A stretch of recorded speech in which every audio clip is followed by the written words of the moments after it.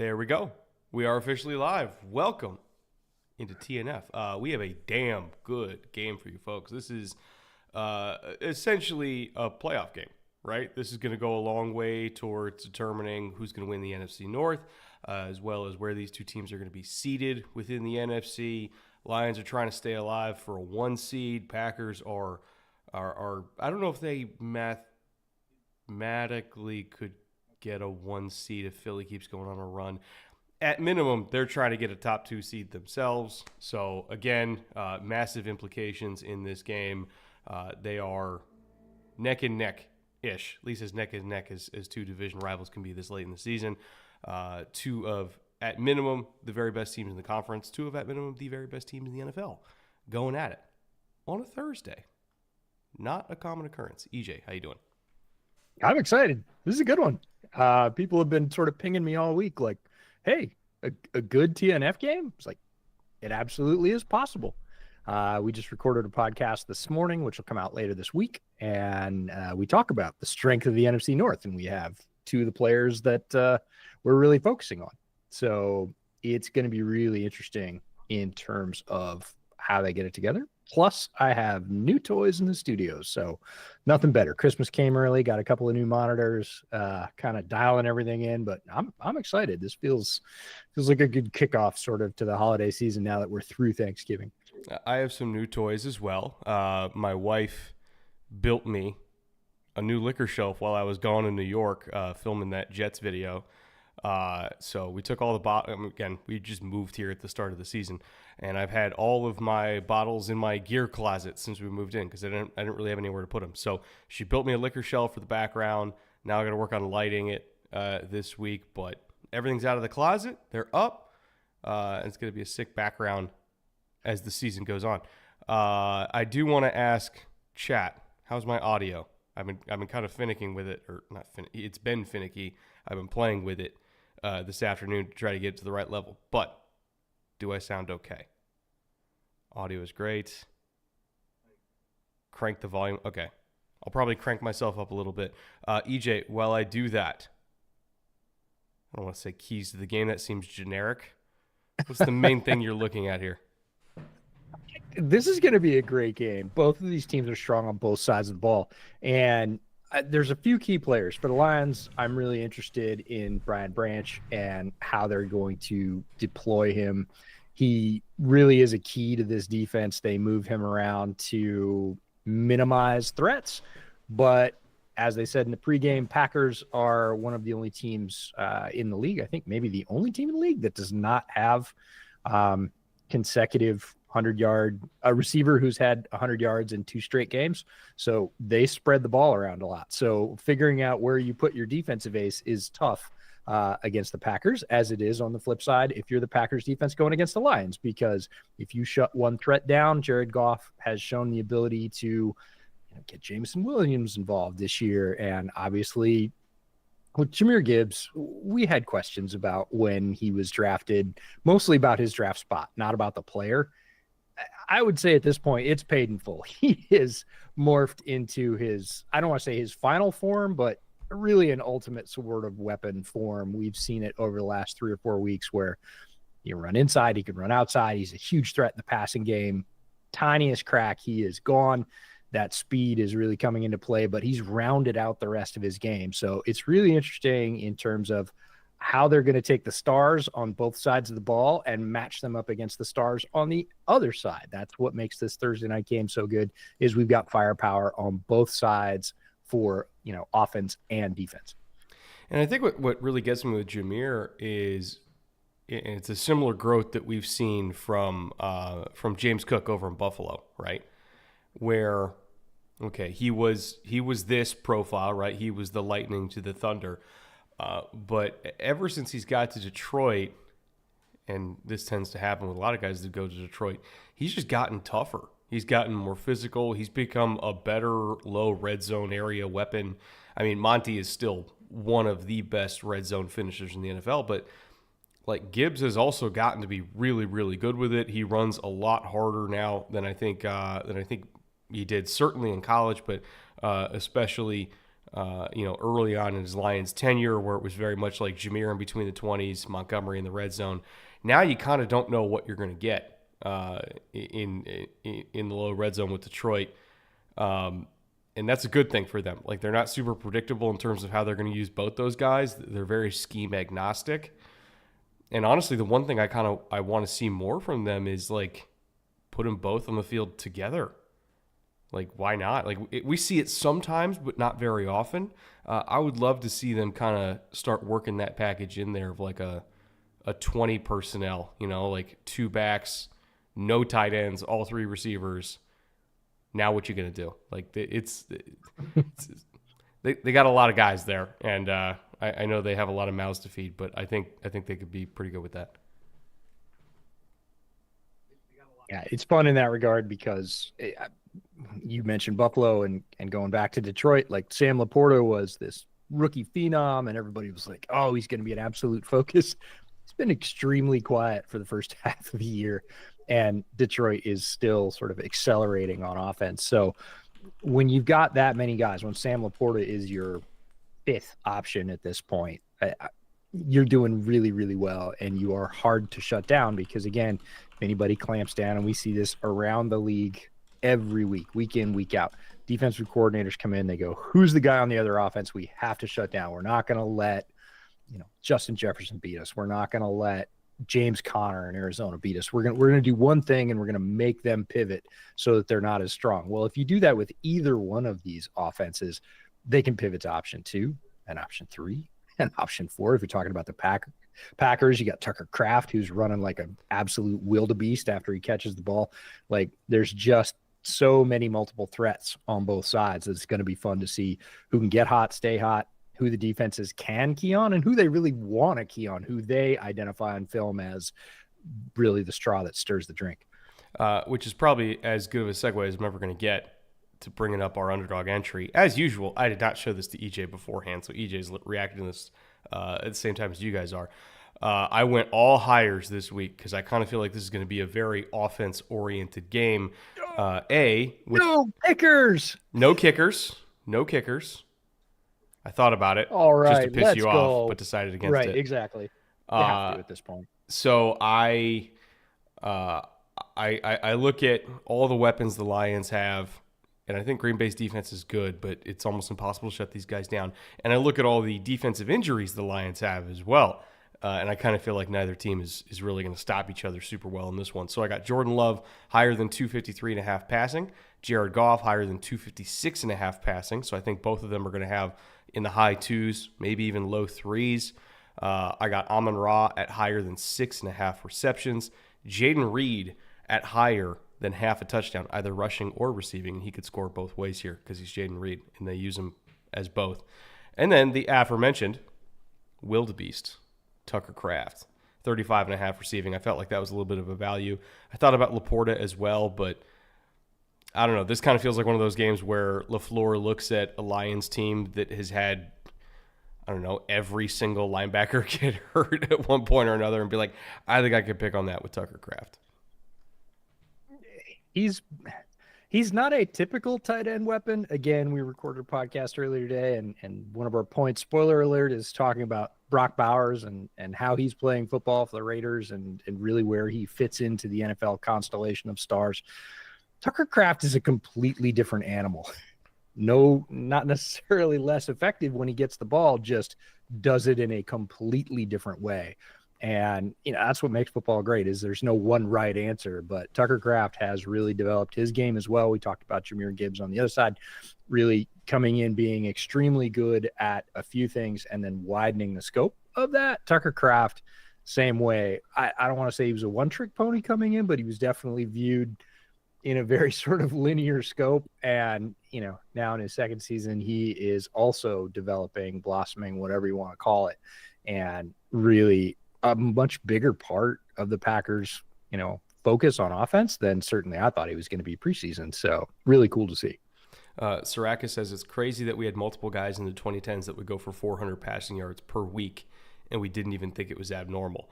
Yeah, the thing, and that's been kind of an ongoing narrative with this season, right? Is people look at these passing numbers and You especially saw it when Jameis threw for close to 500. There's been only, I want to say, two guys in the last 3 seasons combined that have pushed at 497 or higher, which is what Jameis hit. And I was looking because I was like, okay, what is the record? Norm Van Brocklyn's like 554, I think, like that. And I was like, how often does somebody hit 500? Because Jameis got close. And you look at the mid 2010s and like it was I don't want to say a common occurrence, but it wasn't that rare to see a guy push 400, 425, 450. Sometimes you'd even get close to 5, right? Like there was that Eli versus Breeze game in New Orleans that one year where both teams scored like 45 plus points, something like that. And it wasn't that crazy in the mid 2010s. And now these days, like we see Jameis throw for, 4 something. That's like the equivalent of 25% of the season total for some guys, for a lot of like bigger name quarterbacks this year. And there's just been less passing yards overall. And I think it's really a function of back in those days in the mid 2010s, everybody was trying to be the Legion of Boom and play cover 3 all day. And they didn't have the guys to do it like Seattle did. And they got toasted a lot, like repeatedly. And now you have teams that still play cover 3 a lot, but they do it in a different way. You start in 2 high and you roll down to single high. You don't just present single high pre and post snap with like no what's the word? Pizzazz whatsoever, right? Yeah. Like there's a lot more disguise to it now. And so teams, again, they're still calling cover 3 roughly the same amount. They just do it in a different way because they don't have Earl Thomas and Richard Sherman and Cam Chancellor. And so they're a lot better at stopping this shit now than they were 10 years ago. So, yeah, like 497 in this era of football is not going to be very common. 400 at all in this era of football is not going to be very common. I think we've seen that play out this season. Yeah, they talked about what percentage of yards Jerry Jeudy has gotten since Jameis became the starter compared to what his career average is. Oh, it's his unreal. Career total. It's like 14.5% of Jerry Jeudy's career yards, not season yards, have come since Jameis became the quarterback of the Browns. Yeah. Like, what is that, 4 weeks? And he's at 15% of his total professional yards. It's ridiculous. I want to get to a couple super chats here before the game starts. Again, if you guys want to tail that entry, you can find that at the link in the description at Underdog Fantasy, promo code BOOTLEG. You get up to $1,000 in deposit bonuses, as well as if you want to swap out Jordan Love at 253.5 for Jordan Love at half a yard, that is the new customer free pick for today's Jordan Love. So you can copy that whole thing and make it even easier with Jordan Love at half a yard. Again, at that link in the description below. Sean Tron, $10. Thank you, Sean. The FDA says it's time to throw out your Thanksgiving leftovers, and I've never heard a more compelling argument against the government. I will eat my sweet potato casserole at my own pace. A week-old sweet potato casserole. Jesus Christ. All right, well. You realize, Sean Tron, you are absolutely triggering a germaphobe at the moment, and it ain't me. If this is the last time we ever say hi to you, Sean, it's been a pleasure. I'm not sure if you're going to survive the next stream, but you enjoy your casserole. Kel for $5. Time for Christmas shopping. Do you have a favorite shopping experience or a favorite person to shop for? My nephew is old enough for Legos, so when I was a kid, I used to love going to the Lego store. Getting like my Harry Potter castle when I was 10 or 11, something like that. I'm trying to think. Favorite person to shop for? My brother-in-law is a massive Buccaneers fan. And so he's also the easiest person to shop for. But he's my favorite person to shop for because I can actually get him football-related gifts. I have a surprisingly few amount of people in my family and extended family and in-laws that are football fans. So Tyler's my favorite. Tyler's good people, makes some killer wings. Tyler does for the bootleg hardcores. You'll remember Tyler came over, I think the second year we did the draft, and made wings for us, Yeah. which was ridiculous because they were so freaking good. We had to try and eat and talk at the same time. Wouldn't recommend that, but I would recommend Tyler's Wings.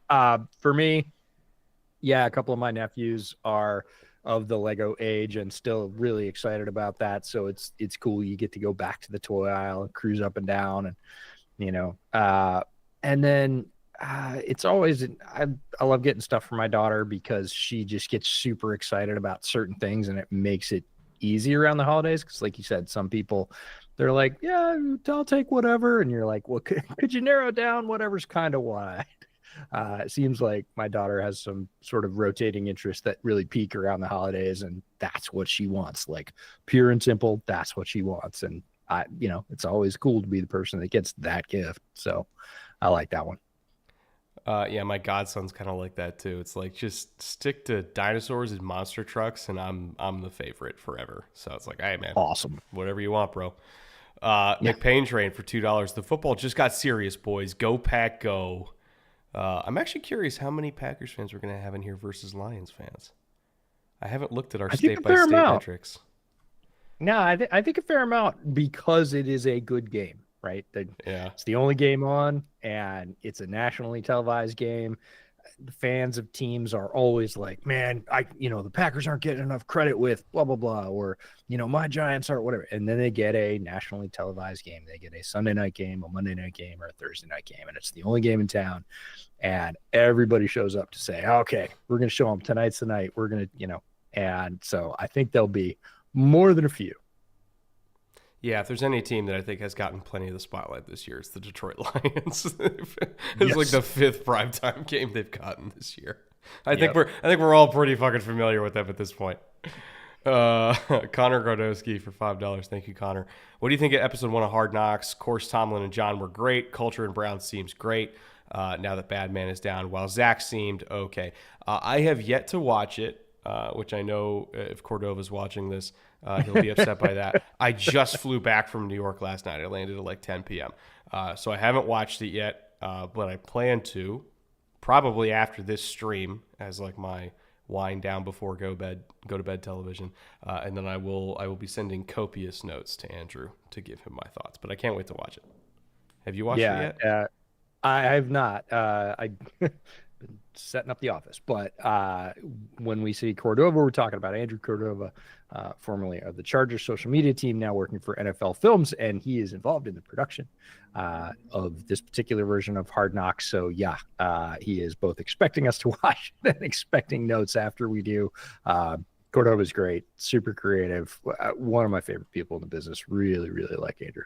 Also, if you guys saw the feature of the history of the Lambeau Leap that Tom Grassi narrated recently, Cordova made that. So again, he works on stuff for, I don't know, every single network at the same time, as well as NFL Films. Jack Hunter. Hi, Jack. How are you? For $5. Hope you've both been keeping well. Do you think J.K. Dobbins going to IR ends his chances at comeback player of the year? Thoughts on Vidal / Gus Bus rest of season? If J.K. stayed healthy, I think he could have won it. But now that he got hurt again, unfortunately, if I was a betting man, I'd probably say Burrow's going to get it, just because Burrow's had an insane year in his own right. But I adore J.K. Dobbins. He has fought through everything you can think of and then some. Like I still would have him on my ballot for sure. It's really unfortunate that he got injured again, but if he didn't get injured, like I think he would have run away with it personally, at least for the definition of what comeback player of the year is, right? Run away with it, really? I mean, unintentional pun, but yes. Absolutely. No, love Dobbins, great player, because not only has, he's had very tough luck with injuries, but he is also a great player when healthy. He is incredibly impactful. We've seen that with the Chargers this year. It is super unfortunate, as it is with all players when they get injured. But yeah, I too would be giving him a vote. Wouldn't be first place most likely, but I would want his name on that ballot because of what he showed when he was on the field, which is what he's in control of. And he makes a difference for that Chargers run game when he's in there. When Jack asked about the guys backing him up, like, we really like Vidal. We thought he was good. Gus Bus seems to be a lesser version of what we saw a couple of years ago, which was, I would say, prime Gus Bus. Mm-hmm. Doesn't mean he's a bad football player, just means he is not as dynamic anymore and the role's a little bit smaller. So Vidal, I think, will probably take a larger share of the carries that Dobbins was getting. So it's not like their run game's going to fall off a cliff, but it's certainly better when Dobbins is on the field. It's unfortunate that he won't be for the end of the season. Definitely deserves some consideration because of what he did while he was playing. Mono says Russ could be comeback player of the year. If it was last year, maybe.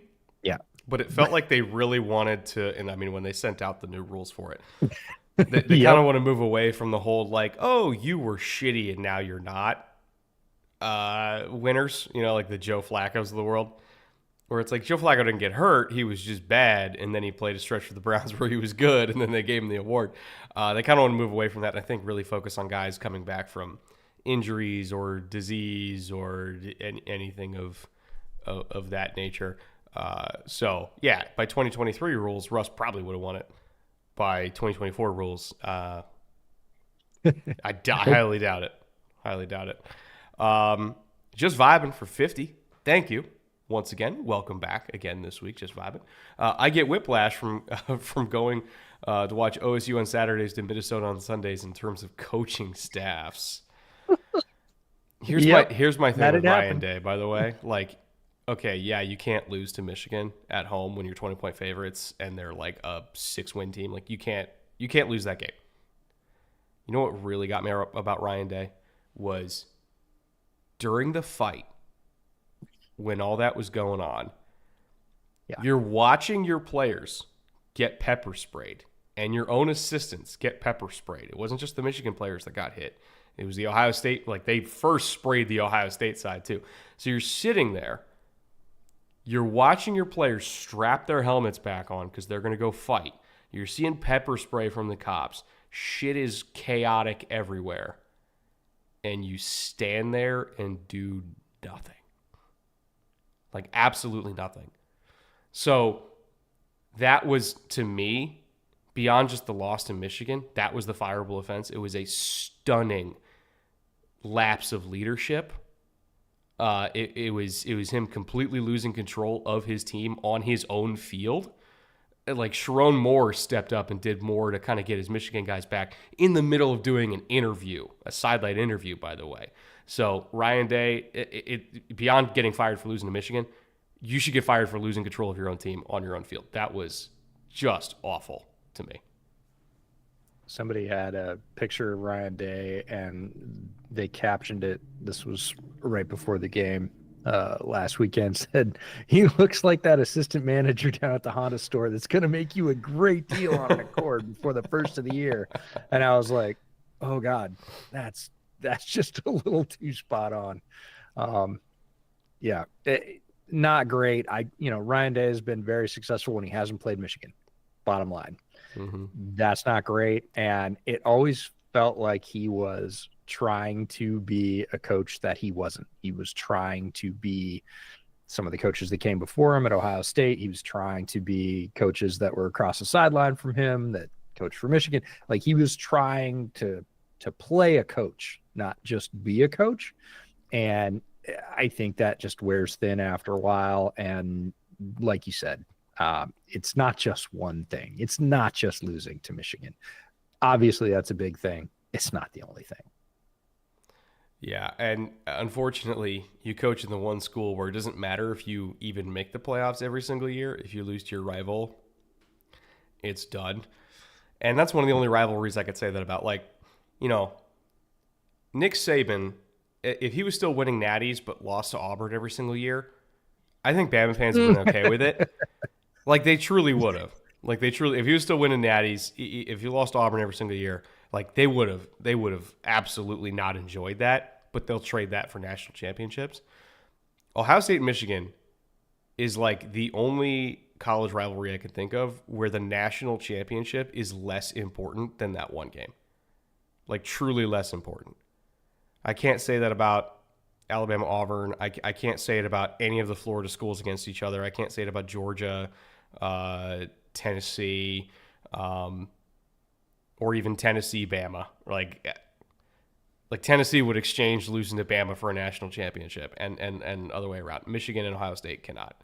Like they literally cannot abide by that. So, I mean, shit. Like that's kind of ball game to me. Like even if he wins the Natty, I still wouldn't be surprised. Yeah, no, I mean it is what it is, and it's not great. Let's just leave it. It's not great. Like, Ohio State fans are not happy about it. All right. For whatever reason, is the stream still going? It is for me. I can hear your voice, but I can't. Yeah, my video's not going for some reason. Yeah, neither is mine. Oh, yours is on mine. Really? Oops. It is? Yeah. Because my whole Chrome just froze out of nowhere. Oh. I don't know. I don't even know if the stream's still going on. Hold on. Brett is blinking. Not on mine. EJ is frozen. Yes, EJ is frozen even on EJ's screen. Oh, so chat's still working for you? Yeah. EJ, stay locked in. Oh, I love chat. We're here. Okay. So chat is still there. New EJ reaction. Because like my game froze over here. My chat froze over here. You froze on OBS.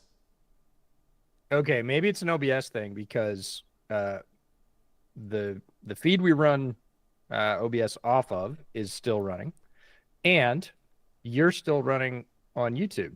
I can still see you moving and chat's still moving on YouTube, but I am frozen. However, as somebody noted, it was on a good frame, which is incredibly rare for YouTube. They never. There we go. My Chrome just came back. I don't think it was an OBS thing. I think it was a Chrome thing. Oh, all right. All right. Those issues. All right, we're back. Hey, game hasn't started yet, I don't think, so that's fine. We'll just get that out of the way. Yeah. And he's back. All right, then. All right, we're all good. I could have thrown a towel, said that's it, and taken Thursday night off. No, I wouldn't do that. Yeah, for like the best TNF game of the year. No, I mean, this is sometimes Brett and I are looking forward to Thursday night, especially because they announce, look, the schedule's out there, but we don't always look ahead. And, during the Thursday night game, they're like, come see us next Thursday night for and you're like, oh no, really? Okay. I'm just going to put that out of mind until like Wednesday night. And then I'm going to face up to the fact that I've got to sit through 4.5 hours of whatever. This game, to be clear, not that game. I am fully excited about this game. The snow game was awesome. I love that game. That really kicked it off for me. I felt like that was just a fun game. We got a snow game in Buffalo after that on Thanksgiving. That was awesome. I'm looking at it now. So we had Cincinnati, Baltimore. That was a great game. We had the snow game in Cleveland. Vegas and Kansas City doesn't count because it was a Friday game. We have tonight's game. We had Philly beating the crap out of Washington. The New York Houston game wasn't like amazing, but it wasn't objectively awful. Rams Vikings was good. Let's see, Geno versus Brock I thought was good. Tampa Atlanta was batshit insane. Yep. And then we had the Jets and Giants early on in the year getting blown out. Like, honestly, most of the TNF games this year, majority of the TNF games this year have been either, like, at least watchable to sometimes amazing. So, yeah, we've had more good than bad for sure this year, which has not always been the case. So we're super thrilled about that. Mono, I take offense. EJ pulled an Eberflus. No. I'm not going to stand for that. That's a dirty word in his household. Yeah. No, I will not take that kind of abuse, but good to see you, Mono. Eric for $2. Do you think the 49ers window is basically closed? No, I wouldn't say closed, but it is more narrow. It's going to be harder. I had this discussion at lunch. Somebody asked me, Chris, who asked me, so what do you think? Because again, Bears are playing the Niners this weekend. He's like, that's a winnable game for you guys, talking about Chicago. I was like, yeah, I could see that. A lot of injuries, whatever else. And then the discussion moved to, and do you think they're going to rebound? Certainly they're going to get healthier, but it does feel to me like an ebb. It does feel to me like a drop off from a peak that has been tremendous and amazing and is also very difficult to sustain in the NFL. If you look at the last 4 years for the Niners and the way they've finished, the way they've been in contention every year, like that is tough to do in the modern NFL, the way it's built. So anyways, we'll see. But here we go. We got some Lions football. All right. First play of the game, 12 personnel. Ooh. They got some decent movement off of that. Well, that's the thing. If the Lions have really one major advantage in this game, it's O-line versus Packers D-line, which unfortunately has not played up to their talent or investment level so far this year. I was going to say, without peeking, chat, who is the Detroit Lions offensive line coach? We mentioned him in the summer preview series. That's why I bring it up, and he is a good one. He is one of the best in the league. So if you know, throw it in chat. And here we go. We're already starting with the death by 1,000 paper cuts. 14 play opening drive nonsense from Detroit.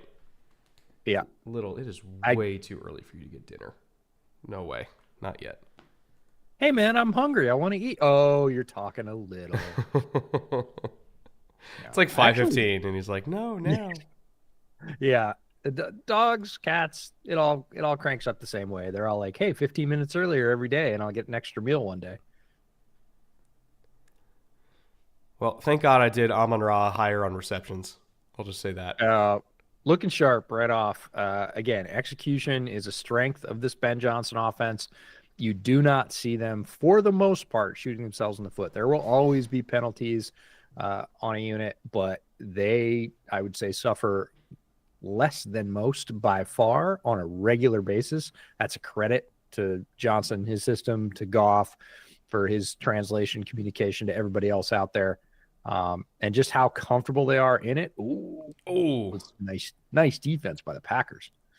It's going to be tough for them to handle Amon-Ra tonight without Jair Alexander, too. He's pretty much their only corner that can truly match up against him one-on-one if they want to play man coverage.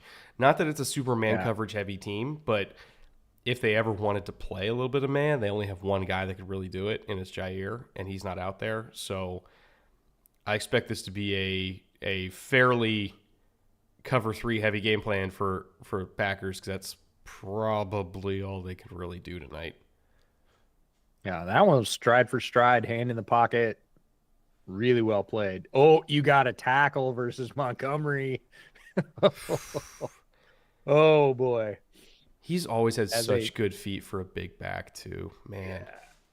As a massive David Montgomery fan since pre-draft, and was a guy that was really excited that he became a Chicago Bear, and was sad to see him go. Fully understood the move in terms of where the Bears were, and I'm glad that Montgomery got out. I'm super glad he got his money, but he has so much talent, so tough, and like you said, his balance in general. I mean, you saw it 3 times on that run, not just contact balance, but just balance in general. Makes him very, very difficult. And if you do not tackle him at the line, it is going to be a long night. He's going to punish you.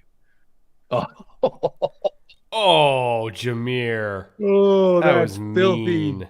Jameer, that man has a family. That was rugged. That guy had a perfect angle on that play.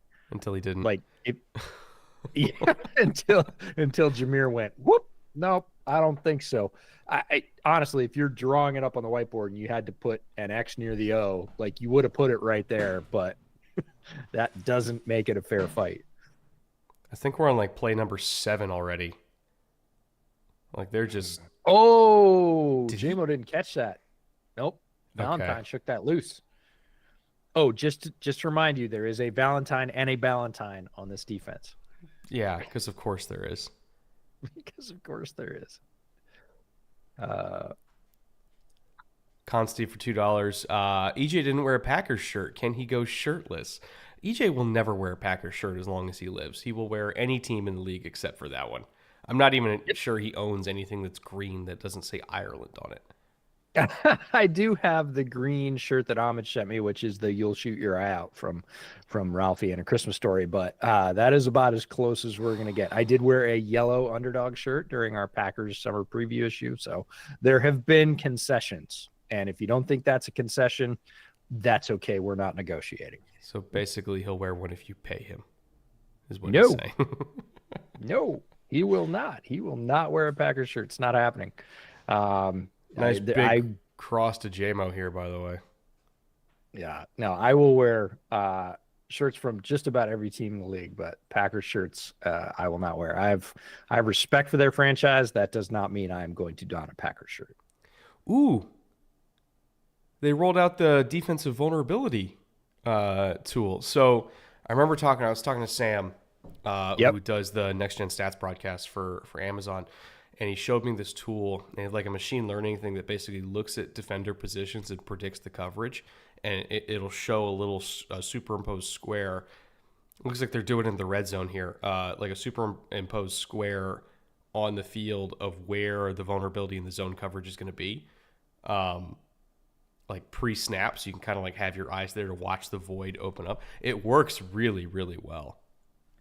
But I think it's the first time I've seen them actually do it.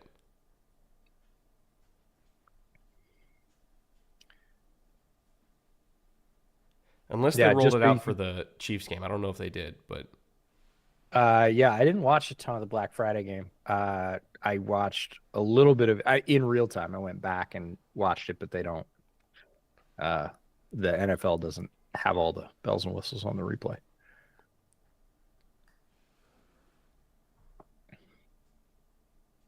Another screen to Gibbs. Yeah, just so you can be confused, I made this list when we had Gracian Bear era because I made a joke about, is Dr. Seuss your secret GM? The defense, just the defense of the Packers, has a McKinney and a McDuffie, a Valentine and a Ballantyne, a Walker, a Wyatt, a Wilson, a Williams, and a Wooden. Like, that's a kid's book. That's the defense. That is a Dr. Seuss-ass defense. What the fuck? Anyways, he had a great answer, as Tom always does. He said, hey, look, so far I'm pretty happy with Dr. Seuss's picks. Just lock him in a room and let him go. And I was like, touche. He's built a good team. But the announcers for this team get a workout every single week. That's for sure.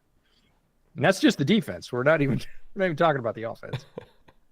It's called Green Jerseys and Ham. But Awesome. Love it.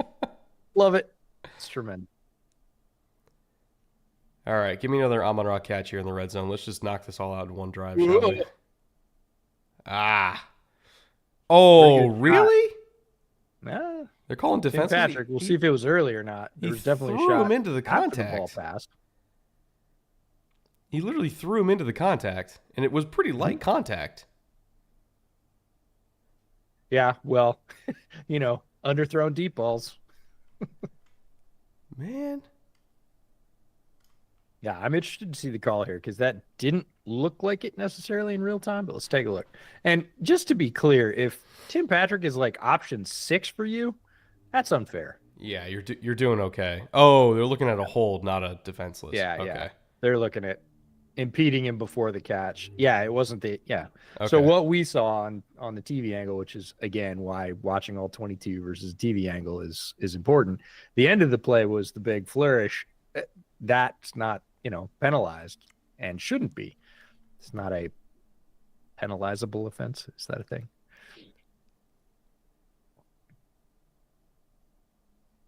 I got to say that turf looks a whole lot softer than the one you were walking around on Monday. Dude, I feel bad for anybody that gets hit on that. And again, maintaining a playing surface in New York is not easy. Like, it is cold, it is windy, like, it's hard. Especially an outdoor playing surface. But like, you remember when we were walking around in Vegas on Allegiant? Mm-hmm. Oh yeah. Yeah, it's not the same. No, it's not. I've been on that field. There we go. Too easy for the Lions. Wow. offensive line absolutely controlled Green Bay. That wasn't like Montgomery looked up and was like, "What? Oh, okay. Like, I'll take it." So that was how many plays was that? 1, 2, 3, 4, 11 5, 6. for 70. Whew. Again, you string together 6 or 7 of those every single week, and then you wonder why their time of possession is always crazy high, and they got 30 plus points, and they roll out of there with a half broken defense that still only gave up like 15 because the other offense isn't on the field. It's crazy. Their best defense is their offense. Yeah, they can grind you to bits with their offense, and there's not many teams in the NFL that are that kind of consistent, which is why Ben Johnson is getting all the attention he is. It is not because of the Lions roster. The Lions roster is amazing. Holmes has done an amazing job putting it together over the last 3 years with Campbell. They have a mind meld that is as good as anybody in the league going right now, but it is not. Ben Johnson is not a product of the roster. The roster makes Ben Johnson's offense that much better because he has tons of talent. But the offense itself, in terms of structure, motion, variability, the ability to attack, the execution level, all of those things are baked into his offense. And the players he's got are tremendous talents, but that doesn't make the offense what it is. The offense is that already, which is why so many people are lining up already to hire Ben Johnson. And they were last year too. And he chose to come back. I think it was a wise decision. He thinks it was his best decision. I don't think that's going to occur again. I don't think he's going to go through this hiring cycle, get the offers he's going to get, which are, hey, here's a check, write your name and the number, and go back to Detroit. I don't think Detroit's going to be that lucky. Rob's rambling, excuse me, for $20. Thank you, Rob. Hey guys, wondering how y'all view the QB wins are not a stat debate. I think they influence the game a lot, but wins are not solely for the quarterback. Example: Joe Burrow, MVP caliber season, losing record. Mm-hmm. I understand why people judge quarterbacks on wins because it is a singular position in a team sport, right? And they have the most direct effect on whether or not a team wins or loses. And so wins are seen as a quasi quarterback stat because, like offensive linemen are 1 of 5, receivers are 1 of 3, running backs, they rotate in and out. Nobody touches the ball every single play other than the quarterback, right? Nobody gets a snap off, if you're unless you're Anthony Richardson, but like they have a massive impact on the game. Is that correct though? Not really, because the quarterback still depends on the offensive line. The quarterback still depends on the receivers. The quarterback still depends on his OC calling a good game and, the scout team having a good week to prepare everybody for the looks they're going to see. Like, it is still a team sport, and I don't necessarily agree that wins should be used as a quarterback stat just because they have a 20% impact on it compared to like a 5% individual impact for like a Jamar Chase, right? So I understand why people do it because it makes the discourse easy, but it doesn't make it right, in my opinion. Correct. I think it misses a lot of nuance. And, the answer is exactly what the poster quoted. Guys like Burrow who are having a very good season and the team is not also having the same very good season. Geno is another example. Geno has been playing his tail off in Seattle. The results have not always looked great because he's been running for his life because their offensive line is abysmal, atrocious, whatever you want to put up there. It's getting a little bit better in recent weeks. And as a result, the offense is working better. But Geno has been making throws all season, if you are looking for them, that are tremendous that not a lot of quarterbacks can make. So QB wins, wins are not a QB stat in my book. Do they have a lot of influence on them? Surely they do. Is it the total story to just say, well, his record as a QB was? No, it's not. Oh, that's a play for the Packers where the fake, so play action fake, would have been the better play. The Red Sea parted defensive line was coming for Jordan Love. They handed off to what turned out to be a really wide gap. and end up taking a sack instead. So one of those plays where you kind of wish the fake was the real play. All right, I'm back. Sorry, I had to blow my nose a little bit. I'm still fighting off the same cold that I had the day before I went to New York 8 days ago. So, hooray for winter. I got some very fun texts from Brett while he was in New York. Oh, you heard what my voice was like, Yeah. On I did. on the day that I recorded that episode of Oh, MetLife. boy. Oh, go Jordan. Just don't. Yeah, okay. That's a great play by Jordan. It's breaking down. He understands where the break is in his protection.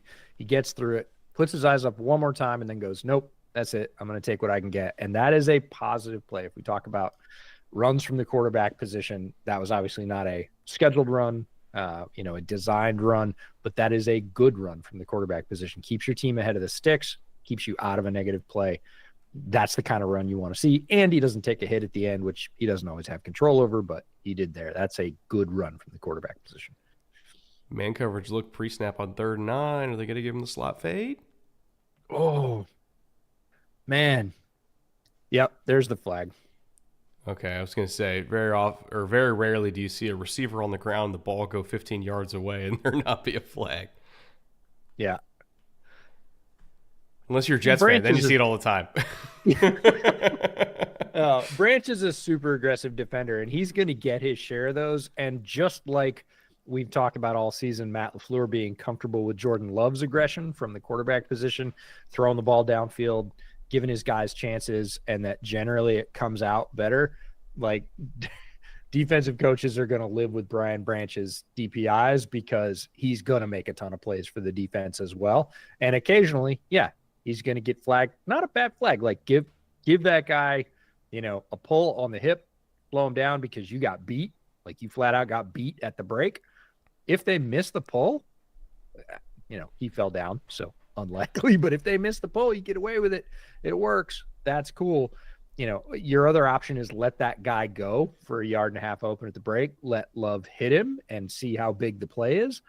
I think Branch kind of discretion being the better part of valor there. He's like, nah, I'm gonna pull him. I'd rather give up 15 than 30. Yeah, exactly. I saw Jamal Adams out there, by the way. Just look for Armbands McGee out there. Looking like a friggin' frog pre-snap. Yeah. Split the double, though. Yeah, cool. I don't see anything where did he just lean too hard on that left leg? I don't see anything that was Aleem McNeil who was walking off, which is a big deal for the Lions. He is an absolute fire starter on their defensive line, and if he's missing snaps, it is not good for them. He's the main reason their D-line's held it together since Aiden got hurt. Correct. I would even go so far to say that he might get like all-pro, like second-team all-pro consideration for DT this year. Just because of the impact that he's had. Yeah, worthy of the look. And I don't think you could honestly say that in years past. He's been a good player, but you have to be much better than a good player to be talked about in the all-pro conversation. Again, he's elevated himself to the point where he's going to get some of those looks also because we talked about the Lions are an overexposed team. Lots of voters have seen the Lions lots of times, and Aleem McNeil has played well in most of those games. Oh, man, he's got all day. Oh, damn. That wasted a really spectacular pass pro rep. Who was that? Who's 30? I don't remember. That is in Green Bay. Got to talk about Amik Robertson while you're looking it up because Chris Brooks.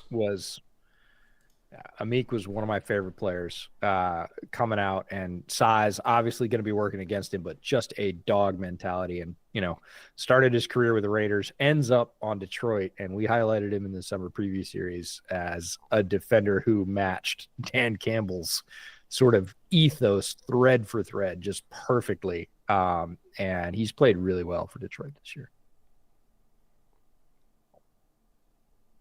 All right, so far a little bit of a rocky start for Green Bay. Like they have to get a stop here, or else things can start moving downhill pretty quick against a Lions team that loves to build an early lead and then just lean on you. Nathaniel Lawford. Go ahead. Go ahead. No, go ahead. Nathaniel, for $2, you're the Bears because I want to get your opinion on this one. Do you trade for Shanahan / McVay? I have seen this in the news so much and like on all the discussions so much this week. And they're like, would you trade for Shanahan if you're the Bears? And which obviously, yes. But in my head, I'm like, you guys, the Niners would have to want to trade Shanahan for this to even be a discussion. Why do people think they would do that? I have zero clue why they think Shanahan's even on the market. Like, you think John Lynch is going to willingly let Shanahan walk out? Like, I don't care how many picks you give him. They burned 3 first-round picks in the Trey Lance trade and then went to the Super Bowl. You think they care about picks? No. Like, they're not going to trade Shanahan unless Shanahan is unhappy and wants to leave. That is the only circumstance by which that is even a discussion. And as far as I can tell, he's still pretty darn happy there. So what are we doing? Chat's blaming our good buddies over at NFL Stock Exchange, Trevin Connor, for fanning the flames. They're not the only ones. You know, I was seeing it on like ESPN and First Things First and everything. Like, I didn't even know that Stock Exchange did it, but I'm like, why are we talking about this? It's been all over the place because it's fun. That's it. It's fun to think about. In reality, no, there is no good reason for San Francisco to move on from Shanahan unless there's things going on behind the scenes that we don't know about and they are just done, unless there's a rift there. It doesn't appear so from the outside. And if there's not, no, there are no good reasons. Look back at the 49ers record over the past 5 years, their end result, their final finishing place in each of those seasons, the reason they ended up there. They've been one of the best teams, not just in the NFC, in the league. You don't just pitch a coach who has those results. Have they, climbed the mountaintop and won the championship? They have not. Have they been as close as you can be every single year, pretty much? Yeah, they have. There's no good reason to run that coach out of town unless there's things behind the scenes that we don't know about. Yeah, it was a dominant blocking rep on the goal line. Holy crap. It's what they do. Yeah, but I mean, there are ones that work, and then there are ones like that where you just clear defenders out of the frame. All right, Lions back to work again. God, I love that patience from Gibbs. He didn't have that when he hit the league. He was always trying to hit the turbo button as soon as he got it because he's like, I'm fast, and I'm going to show everybody I'm fast. And on that rep right there, there's that half-step hesitation in the backfield before he guns it. That makes him all the more dangerous. Hi, Little. You saw his little tail. A little tail go, whoa. Yeah, he still wants his dinner. And it's still too early. He's persistent, though. Ooh, a little toss outside zone. Yeah. Little muddy reps like that, he was not as effective on early in his career, and he just gets a little bit more. Finishes with lean more often. It's not that he never finished with lean as a rookie. That's not the case, but he does those things consistently. It's been drilled into him, and it just makes him, because the highs haven't gone away. This isn't like we're talking about some veteran back who's lost his wheels and needs to do all the little things to have an NFL game. No, he still has all those things, and he's doing the little stuff as well. I'm not sure I like this camera angle on 3rd and 5 where I can't see past the yellow line at all. I guess it works for a sack, but I'm not a fan of that camera on that side. I want this is where quarterbacks who see pressure all the time, I think, are slightly more effective in this particular situation. Like, Goff needs to understand, I'm not that quick. My pocket movement is not elite. And if I get to 2.5 and the bell goes off and there's nothing going on, I need to be leaning into moving. I can't be starting to think about leaning into moving, because if I am, that's going to be the result. And, maybe Ben's told him, look, you're not really a threat with your legs. Just, you're going to take a couple sacks. You're going to kill a couple drives. I would rather you do that than throw a bad ball. Maybe that's the discussion they've had. We don't know. We're not in the room, but from an effectiveness standpoint, that was hey, I always get protection. I can stand here for a long ass time. And then he didn't. And they're just that sort of quick twitch that like Burrow has. We talked about Geno. You're just always seeing pressure. Caleb, guys that have like damn near 50% pressure rates. Yeah. They're used to like, okay, got to go. Like, can't stay here that long. Gonna die. Uh-oh. Chrome's whacking out on me again. So hopefully the stream is staying up. Hopefully the stream's staying up. You're No, this still is moving. this is good. Yeah, this is good for Green Bay. We talked about them they couldn't give up a long drive and points there. They get a short drive out of the lines and really good field position. This is a plus opportunity for Green Bay, and they do need to come up with some points here. I don't care 7 or 3. 7 would be nice. 3 feels necessary. Ooh, Aleem being evaluated for concussion. Ooh. Oh, so maybe it was the observation people pulled him when he went off the field. Maybe that's what it was. Yeah, I didn't see anything that looked like a leg got twisted or, arm got folded under or anything else. Jaden Reed sighting. All right, it's going to set up a 3rd and 1. With Aleem not out there, I mean, obviously this is going to be a run call for me with him not out there, but I also, as crazy as it sounds, might start thinking that that's a 4-down opportunity.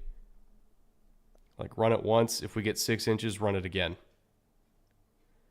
Because I really don't want to. Oh, he didn't catch it. He didn't catch it. Oh, no. He didn't catch it. Oh, man. They got it right, though. Replay assist. Gotta give them credit when they do get it right.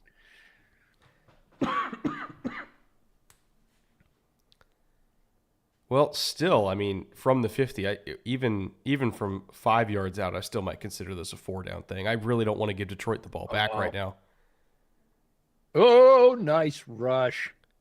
Unless Rush get absolutely crushed. Yeah, no, Rush absolutely destroyed that play. Whatever they were thinking about, they did not have the time. And I appreciate that from a defensive perspective because the team I follow has had lots of high leverage downs this year where they have not chosen, legal hands to the face. They didn't call it. Oh, we're keeping the offense out there. Like I said, like from the 50, I really don't want to give them the ball back yet. No, they're feeling the same pressure that we were talking about as they started this drive, which is you got to get something here. And honestly, a punt's only going to change your field position by about 25 yards here. So, yeah, I think just getting a good drive going is more important. Oh, they're going to get him to try and jump. Nope. Going to give the punter a little bit more room. I can respect that. Like, let's not dig a bigger hole. I mean, if you really believe in your punter to pin him, or you're just not really sure against this defense that your offense is going to come up with 5 yards because I said it would only give you 25 yards of field position, but I'd rather have that 25 yards than give them the ball at the 50 with a failed, 4th down conversion. Like, yeah, give your defense the extra 25 yards. Why not? I don't know. It's just this is one of those offenses where I'm like, oh, you're betting against Detroit getting 25 yards? Like, that's what I worry about when I play against them, It's one of those video games where it's like, oh, so you want to up your shields? That guy's got a pretty big gun. Yeah. You might want some more mobility or a faster recharge rate. You don't just want more shields against these guys. And yes, they probably could have called that hit to Love's helmet. I know people are going to get mad about it, but it is what it is. They could have, for sure. They're not going to catch them all. Again, I am going to give them credit when they get it right, but we'll call it out when they missed one that they could have called, and that certainly qualified. We've seen, I'll say, softer calls for a lot less. Unfortunately, because my Chrome crapped out again, every single super chat before the one I'm about to read went up in smoke. So I'm going to have people resubmit the ones they did. Do not submit more money. But hang on, I might be able to get them because mine didn't crash. So tell me which one you've got. The first one I have is the Matthew Wright about Aziz Al-Shair. So anything before that I don't have. Okay, I might have, but go ahead and answer that. So Matthew Wright for $5. Since Aziz Al-Shahir is in the news, what current 49ers defenders are going to be the monsters for the Texans next year? Parentheses, Hufanga and Greenlaw will be FA. Well, Greenlaw would be yet another new linebacker that Houston brings in, which is kind of a yearly tradition for them. I mean, it's possible, but they've also drafted guys like Harris and Toto. Like, I think they're done bringing in free agent linebackers. Hufanga would be a really fun addition, not necessarily one that they need based on my understanding of their contracts and who's under contract for next year. But right now, their safeties are Jalen Petre, who also plays a lot of the slot, Kalen Bullock, who's more like a true free safety, Jimmy Ward, again, is like a hybrid safety / slot. He could play in either spot. MJ Stewart and Eric Murray, and they've all had, let's say, varying degrees of contribution, but none of them, in my opinion, have been explicitly bad, other than Murray in like a couple games. Like, Murray's really just more been inconsistent. Like, sometimes he makes great plays and sometimes he gets toasted. But like, would Hufanga start for the role that Hufanga plays? Would he start over Ward or Petre? Not sure that he would, and he definitely wouldn't start over Bullock as a true free safety. So that one kind of smells more like luxury than like a yes, definitely, let's do it. But if we're talking about 49ers going to Houston, I guess I could live with Nick Bosa. Like, twist my arm. Lions start to drive off with a quick completion to James Williams, just a little 5-yarder. It's good for me to see him get involved in the offense in that way, because whenever you have a player that is known for one thing, James Williams' speed and the deep ball and everything else, and that's the only thing you do when he comes into the game, it gets predictable. So, yeah, throw him some 5-yarders, see if he can break it. I'm encouraged by that. I know some people are discouraged. They're like, oh, that's not what he's for. Yeah, but if you only use him for the quote-unquote thing he's for, it becomes more predictable. The only super chat I think you missed, because we did Nathaniel Laws, which was, you're the Bears, do you trade for Shanahan McVay, is one from Forbes Beckham. Forbes, thank you, $20. Despite recent playoff heartache, it's great to see JA17 in his prime. In a league so focused on the destination, I love the journey. The window is as open as ever. In a year that was supposed to be a down one, go Bills. I thoroughly agree. And we both said in the offseason preview series that we thought there was going to be a dip, but that it was not going to be as pronounced as a lot of people were prognosticating. A lot of people were saying, oh, this is it. The window's closed. It's over. They got to basically do a mini rebuild. And we were like, if a few pieces work out, they could still be competitive. And they have worked out, and they are more than that. If you listen to the podcast that comes out, probably tomorrow or early Saturday, depending on when we get it edited, we will be talking about the Bills and just how open we think that window is right now. So, Forbes, completely agree with you. Thanks for the super chat. It is really cool to see Josh Allen being the guy in every way, as a leader in the community, on the field, the unquestioned Buffalo Bill right now. Like, if you're putting one face on a poster per team, there's no question it's Josh Allen now and probably until he finishes playing. He is that guy for Buffalo, and it's awesome. And the whole setup that we had over the summer was, hey, replacing all these captains and all these veteran players is going to take them hitting every single green light and threading every single needle in the draft. But we thought they did it. Like, we loved the talent they had accumulated, and then they got even better when they traded for Amari. So, our whole setup for the year was like, if you looked at them in early March when all those like cuts were happening and everything like that, we're like, ooh, boy, they have a lot of work to do. But then they did the work. So, like, the opinion on Buffalo in March versus the opinion on Buffalo in May were two very different things. And by the time we got to May, EJ and I looked at their roster and we're like, I think we're going to be fine. And then they were more than fine. Like, they maybe are better than ever. So, like, it's a credit to Bean. It's a credit to McDermott. Like, they can build themselves a team. Owen Donahue says, hey, it looks like when your Chrome first crashed, it deleted my super chat. from whatever queue you have on your end. Should I send it back in? Yes, send it again. Just don't send money. Just put it in the chat. We'll read it there. Yep. We've got another one from Zoe Montgomery for $10. Hey, boys, spiraling Falcon fan here. I like Penix, but he's still a rookie, and I'm smiling broadly, and I'll tell you why. He will make rookie mistakes. He doesn't have chemistry with our weapons. Do you think Kirk can rebound this year? We literally spent like 10 minutes talking about this in the podcast that comes out tomorrow. This particular piece, Kirk versus Penix, how much leash Kirk has. Long story short, we really feel like this game against the Vikings is Kirk's chance to prove it. And if he can't get that offense going again, because they have declined pretty strongly over the past 3 to 4 weeks, it feels like to us, we're in agreement, Penix time needs to show up, because yes, he will make his rookie mistakes, but you need to give him some games to do that. Is it better to do that with the last 4 games of this year than the first 4 games of next year? Presumptively, we think it probably is. Plus, he might give them a spark. He's shown the ability to move between systems and, get the most out on offense in short order. It's possible that he could have a nice little flourish at the end of his rookie year. So if Kirk doesn't light it up and beat his old team this week, we think that change might be in the wind. It should be. We hope it is. Yeah, right. we hope it is. That's what it is. The offense is incredibly predictable, and that's why they're not producing over the last month, is everybody knows what they're going to do because their quarterback can't move.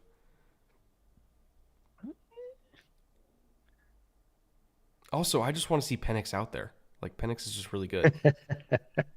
He is a very sometimes good player. it's as simple as that of I don't know, rookie quarterback go Burr.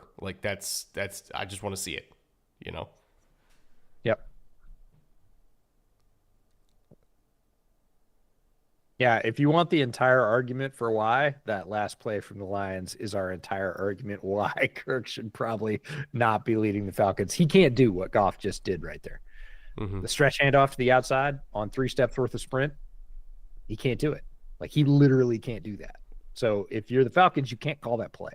Not from that formation. You just can't. He could do it. It's just he has to dive. Go gadget, which then eliminates the play action game off of it because he can't get there long enough to sell an actual fake to then do a boot. Ooh. Oh, okay. Was that a fake screen draw? Not exactly sure that it worked out the way they drew it up. I was more reacting to the fact Jahmyr Gibbs takes a solid hit here. That is a straight up. That's Evan Williams. Evan Williams can bring the lumber, and Gibbs just bounces right off him. Doesn't make a huge gain after that. But one of the, I don't want to say knocks, but one of the worries about Jahmyr Gibbs coming out of Bama is, hey, he's just not that big. He's tough, but he's not that big. He's not going to be able to stay in contact. That is as much contact as you're going to get from a safety filling the gap. Well, I guess going against a 300-pounder now, though. It's that's a little different. A little different math equation. Yeah, very different math equation. Don't expect him to hold up against that. Oh, man, and how about the move by Wooden to get there, though? Yeah. Great hand usage. Quick swim. That's That's a quality rep from Wooden right there. The Falcons are number 1 in their division. You guys are way too quick to bench or start players. Yes, they're number 1 in their division. But we're not comparing Atlanta to the rest of the NFC South. We're comparing Atlanta to the rest of the NFC. And I don't know anybody that would put the Falcons in the same class as second or third place in the NFC North. Right? So, yeah, are they better than the Panthers this year? They're better than the Panthers. Are they better than the Saints? I think when the Saints were healthy early on in the year, they were in their groove. Okay, that's one thing. But the Saints now, yeah, they're probably better than the Saints now. Healthy Tampa, I don't think they're better than healthy Tampa. It's just Tampa's not healthy. What can you do? But I'm not. It's not about comparing them to the rest of their division. It's about comparing them to the contenders in the NFC, because that's why they brought Kirk in, right? Was to try to make a run here with a roster they've built over the last few years. and he can't move. So what do you want? Like, if you don't think you have a realistic shot to win a Super Bowl this year with Kirk, then there's no point in playing Kirk.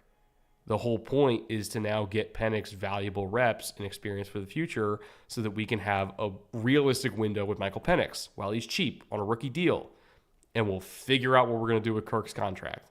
But like, if you don't think you can win right now with Kirk in the NFC and make a run and not just get bounced in the wild card round, then what are we doing? You know, like if they're going to bring in a 5 seed Minnesota, and we'll see, like they play against Minnesota this weekend, but if they're going to bring in a 5 seed Minnesota or a 5 seed Green Bay, like, are you confident Atlanta would beat them right now with Kirk not being able to move and their offense playing like it has the last month? I'm not. So it's not about like, oh, being quick to bench guys. It's just acknowledging like the standard is not can they beat the Panthers. The standard is can they not get rolled by the Packers. That's what we're hoping for here. And I said it a couple of weeks ago that if I didn't have to, if we didn't have to put division winners in, if we just went to whoever has the best record overall, which is not the way the rules are written currently, but there's been a lot of talk about changing those because we've had teams that are basically 500 getting a guaranteed playoff spot, teams that are, 10-win teams being excluded because of that structure. If we didn't have to put the Falcons in 2 weeks ago when we were talking about the chances for the contenders, I wouldn't have done it because there's a sort of snapshot mentality to that saying, hey, at this moment, they are on top of their division. Yes, that's true. How do you think that's going to play out down the stretch? Would you take the Bucs over the Falcons in that division right now? And if you would, I'm with you. What are we doing? Like, again, you're leading right now. You don't get a banner for leading your division at week 10 or week 11 or week 12. Like, that's not what you get banners for. And if you're not going to get that, and there's a very strong possibility that they might not, I'm not saying they won't, but the way it looks right now, the way it's trending, again, not the snapshot for right now, but looking forward over the next 3 or 4 weeks to end the season, do you think they're going to end strong? Statistics, especially around the offense, say that's not the way they're trending right now. Teams have figured them out on defense, and they don't really have anything to pivot to because they don't have a lot of options on the table when Kirk's playing quarterback. So it's the right now versus the how's it going to look in 4 weeks. And if it's not likely going to look great in 4 weeks, again, if they lose to the Vikings in a, I would say, predictable fashion this weekend, I think the picture changes pretty significantly. Mad Tom K for $5. If you're the Falcons owner, do you fire Fontenot? He's had 4 years to build a roster, and he still can't build a team capable of making the playoffs. It's kind of a loaded question. It is a loaded question because who hired the quarterback? Was that his choice? I'm not sure that it was. I wouldn't fire any of them right now because I want to see what happens with Penix. Yeah. Right. And I think that's too quick. If we're talking about being too quick with something, firing the GM because of where they're at, it's not like they're out of options. That would be too quick for me. Yeah. It's just, he's a 36-year-old quarterback coming off an Achilles. We thought this was a possibility, right? That's why the deal was structured in a way where it was essentially a two-year deal, right? And if they only make it 1 year through it, all right. We've seen teams eat some pretty big cap hits before and be just fine and be happy that they did it. Like Denver this year. They're probably pretty happy, even though they're eating a big cap hit. Yep. Yeah. If you know that you're not getting what you thought you were getting, whether it's Russ, whether it's Kirk, whether it's any other number of quarterbacks on throughout history, evidence says don't sit there, move on. And quite frankly, with what the Browns have seen over the last month, if they could, they would, but they just can't right now. Oh no! Oh, he lost it. That ball's on the ground. He totally lost it. Oh man, you got a big chunk. Like you're going down. Christian Watson, first big pass play of the night for the Packers. Looks like it's going to flip the field for Green Bay. Can't hang on to it at the end. That is going to be a massive turnover if it stands. Joseph. Oh, they punched it out. Who is that? Davis, Carlton Davis. Yeah. Caught it coming over the back. Look at that. Got to be aware. Yep. You got to be aware that, like, if you're running, somebody's chasing you, right? Like, you Super can't dynamic play by Davis. That's really impressive in real time to be able to hit that as Watson's going up in the air and twisting. I'm not going to blame Watson, but I'm also going to say great play by Davis. I'll blame Watson for you. That's fine. Yeah, okay. You can heap on him. That's fine. Oh, Sam Laporta sighting. Great hands in traffic. That was a very nice catch. Number one thing receivers coach is going to tell you that if you're running with the ball and you cut back, that means you're throttling down, you're stopping. You know who didn't stop? The guy who's chasing you. Expect them to be on you. Like, if you cut back, ball's here. Ball can't be up here. Ball has to be here. So that is on him. Oh, man. And the Lions look energized by that turnover. Yeah, they smell blood. Quick change scenario. And looks like Quay Walker's going to get a hold your water penalty. Oh, man. It's not that uncommon for him, unfortunately.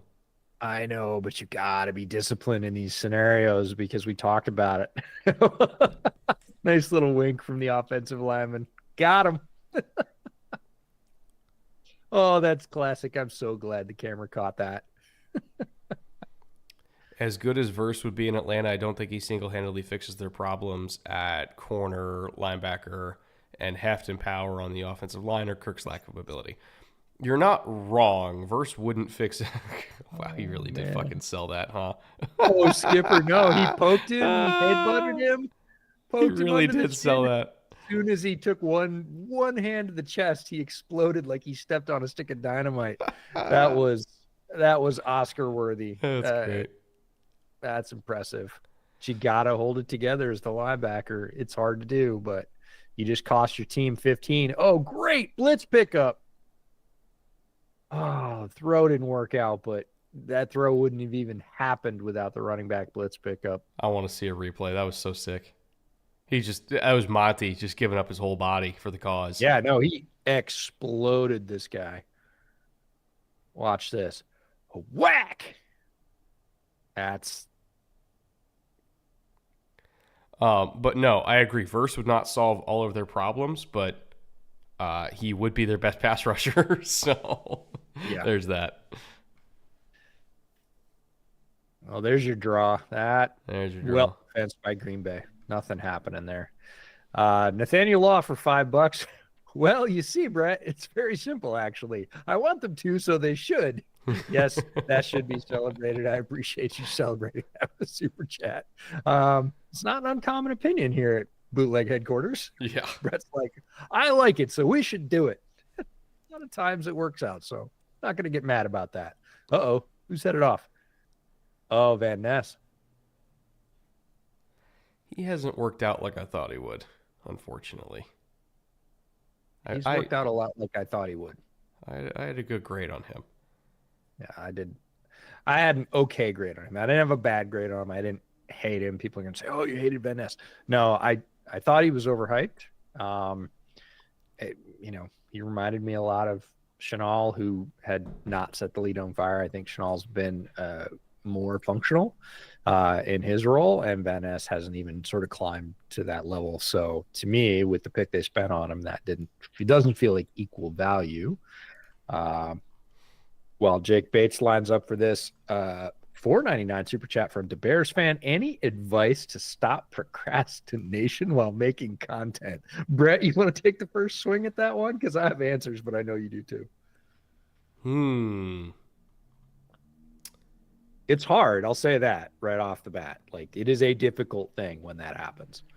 Advice to stop procrastination while making content. I typically see procrastination come, at least, and I'm speaking from my own experience here. I can't speak for everybody who procrastinates, but for me, when I'm procrastinating on a project, it is typically more born from fear than anything else, right? Fear that I don't think it's going to come out as good as I have in my head. Fear that other people aren't going to like it as much as I like it. Fear that maybe the idea isn't as good as I think it is. And I think it's when you're delaying making something, it's because you're afraid of what's going to happen when it's real, and you're afraid of the reaction that it might get. You're afraid of the response it might get. You're maybe afraid that you're not good enough yet to execute it the way that you want it to be executed. And believe me, I've a mix of all of those have been reasons for me to procrastinate on things, including videos I'm working on right now, like this Steelers video that I'm working on for months and months and months, and the Revis video I'm working on for months and months and months. Like, I have a vision in my head, and I'm trying to execute it the best way that I can, and it's never going to be 100% what I have in my head. And there's a fear that I'm not good enough yet to make them the way that I want to. And so it causes them to take forever to make, because then you fall into this cycle of perfectionism and anal retentiveness, and you're never good enough for yourself. And so I would say my advice for stopping procrastination is to acknowledge that the only way to ever get your projects to the point where they look the way you see them in your head is to just make stuff and acknowledge that 90% is sometimes just fine. And you know, I think perfect is the enemy of good. And usually when you're procrastinating, it's because you want perfect, and so you're not even allowing yourself to make good. So just allow yourself to make good. And if you just string enough good things together, eventually you'll get pretty darn close to perfect. But you're never going to get there if you don't make anything. So. And you will get better. Everything you said, I would echo. All of those are the reasons that I didn't make any content or share any football content publicly until much later in my life, because of those exact sentiments. I'm not good enough. People won't like it. I'll get called out. I don't know what I don't know. I can't give it the voice I want to give it. I don't have enough understanding yet. I can't flesh it out. It's not going to be as good as I want it to be. And all of those things combine to keep me from making anything for a long time, for like more than a decade. And I didn't make anything until I finally got over it and said, basically, F it, I'm going to put it out there. And it's a huge leap to take, and you don't know how it's going to work out. I certainly didn't. And I still remember how nervous I was when I did. And I still get that kind of nervous. That's the other thing I want to stress is people think it goes away. I hear that from people all the time.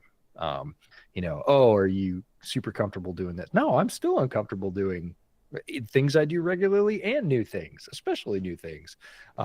You don't get comfortable. And some of us, you know, we've gotten comfortable with being uncomfortable so we can continue to make stuff, because we realize that the only way to get better is to do stuff. And if you don't get stuff out there, you're not going to improve at all, because you don't get the reps in, you don't get the practice. You're basically sitting on the bench. So make stuff it sounds like the dumbest advice ever to get around procrastination. The answer is exactly that. Like, get off your ass and make stuff, because there isn't anything else, and it doesn't ever go away. We're not immune to it. People look at the success we've had, however relative that is, and say, oh, well, it must just be easy. It must just roll off. Like, no, they're still hard. You still get scared. But you have to make stuff. And that is the way that you get better and get closer to the things that scare you, right? About, oh, I don't know. I can't do it as well as I want to, right? I can't share it the way that I want to. And I think all creative people, whether they're writers or artists or musicians, have that thing. Like, I can't play it as well as I want to. I can't play it like it sounds in my head. Like, play it, get it out there, put it out there, and then figure out how to make it better. But if you never do that, if you never do the publishing piece, you won't. And I don't care how you do that. There's a million ways to do it. You just share it with your friends, literally on a piece of paper. Like, however you get it out there, you can get feedback and you can get better. But if you don't do that, you can take all the sort of quiet mental reps you want to in your head, and there'll be small improvements, but not in the same way. No. That's why we want Penix to play. That's right. Got to get reps. You got to take the cuts, man. That's it. Got to get out there and take swings. And if you don't, it's much harder to improve. So just know that it's difficult. It never goes away. It gets easier, but it never gets easy. And that's for everybody. I know lots of very successful people in this business, and they say the same thing to me. And I look up to them as sort of creative paragons. And they're like, nope, it's the same. Yep. 100%. Same for me. Still afraid of it.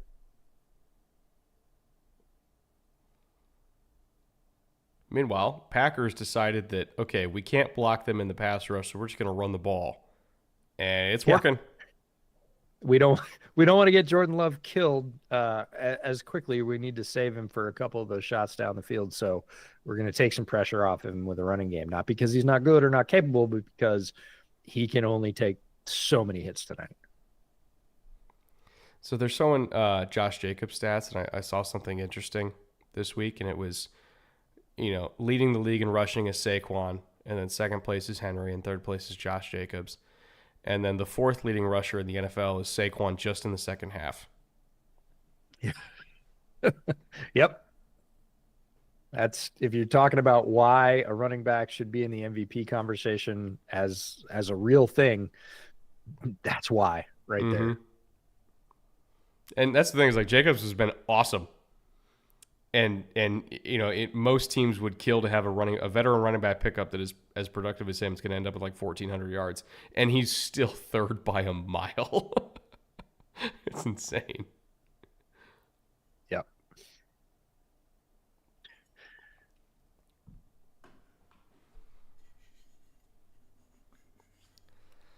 All right. Speaking of 1st and 5 here, let's see if they just keep hammering it. It kind of looks like it, but I think Dan Campbell's team knows how to react to this. Yep. And if they shut it down, which is probably honestly the mindset they came into this game with. Like, if you're coming into this game, we're talking about which weapons they're going to focus on shutting down. Like, this Detroit team wants to be tough against the run. They don't want to give that up, because if they do, the Packers are smart enough. Matt LaFleur is easily smart enough to just keep pressing on that, because it's working. So I think the Lions were kind of thinking about this at the beginning of the game, and now they're thinking about it again, which is, we got to shut this down. Did you see Tucker Kraft just get discarded? That was crazy. I did. I also saw Josh Jacobs barely get around that edge rusher. Like, thought he might get him, but game of inches applies in the run game as well as the passing game. Uh-oh. That's not good. Oh, Sean Ryan's hurt. He's walking it off. I'm guessing stinger. Yeah, that kind of looks like the way he's moving his head and his shoulder. I'm guessing stinger.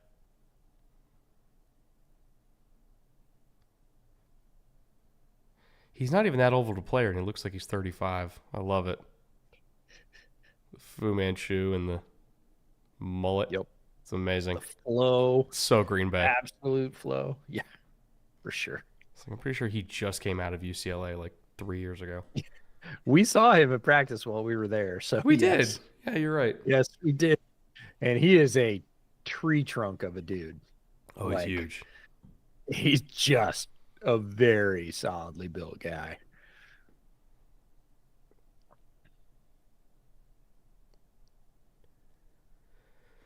Got a flag? Not sure for what. Oh, holding is coming back. Yep. Brutal. Means now they're going to have to throw, which really means now they're going to have to try to block, which they haven't been able to do all night, at least not in the pass game.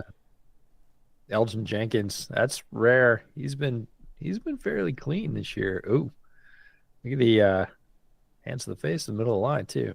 You're going to get called for that. Yeah. 100%.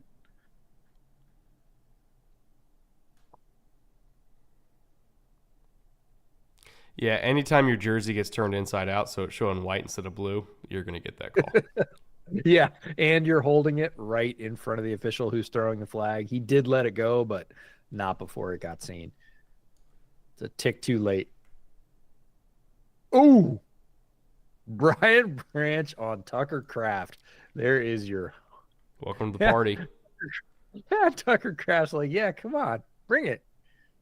Let's go 5 more times. Let's see how that goes. Oh, Evan Williams getting walked around. He is shaking his head, and he does not have a helmet. That's not. Oh, his arms went slightly limp when he bounced off Jameer. I wonder if they pulled him and took a look. I would not doubt it. That's unfortunate. That's a loss for the Packers. He's been playing good football this year. All right, dirty bunch to the boundary. Let's see what we got. Yeah. Oh! He Pass rush escaped got that a by little overeager. 6 inches. Yep. Oof. Yep. Pass rush all wanted a shot at him. All got outside their lanes. Basically left one rush lane up the middle. Jordan found it. So everybody gets excited here, and he steps up, and they are left in the wake, and there's nobody in front of him. I mean, Campbell kind of runs him down, but it's 15 yards later. Fade NXC2 for $5. Thank you, Fade. Gentlemen, it is with great pleasure to announce the kidney stones have passed, and I'm in recovery. Yes. First of all, I'm sorry. Yeah. Those can range from excruciatingly painful to I want to die. Ow. Secondly, how big were they? That's what I want to know. Like, where on the scale of fucked were you? Multiple times. So I'm extremely glad to hear that whenever conditions come up multiple times, doesn't have to be dealt with anymore, and you're past that. That's worth celebrating in its own right. Doesn't matter whether it's kidney stones or migraines or like, I don't care if it's dry skin that splits on the back of your hand. That's freaking annoying. If you get past it, you find a solution, makes life a lot easier. Speaking of dry skin, the second I got to New York, my lips just like split. Oh my God, it was miserable. Yeah, it's so freaking dry there. I got a call from Brett. The first thing he says on the phone is, "How did you grow up in this?" I was like, you get used to it, but yep, it's a pain. Packers knocking on the door, not only red zone, low red zone opportunities. Oh, that looked like a non-starter, but Jacobs found a hole.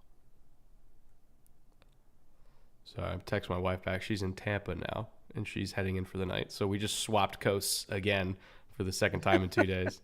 She picked me up at LAX yesterday at like 10 p.m. and then went back to LAX at 4 a.m. for her flight. So oh, God. That's vicious. Just casually driving 80 miles twice. Just casually.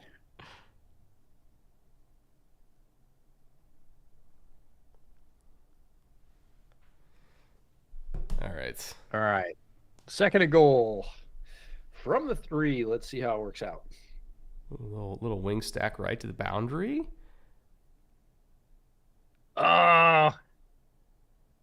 This branch on Kraft matchup is really interesting. Two guys we mentioned pregame, and they are going head to head. Very much a Mighty Mouse versus God, I don't know who's a giant cartoon character. Mighty Moose. Mighty Moose. Mighty Mouse versus Mighty Moose. Fucking Bullwinkle out there.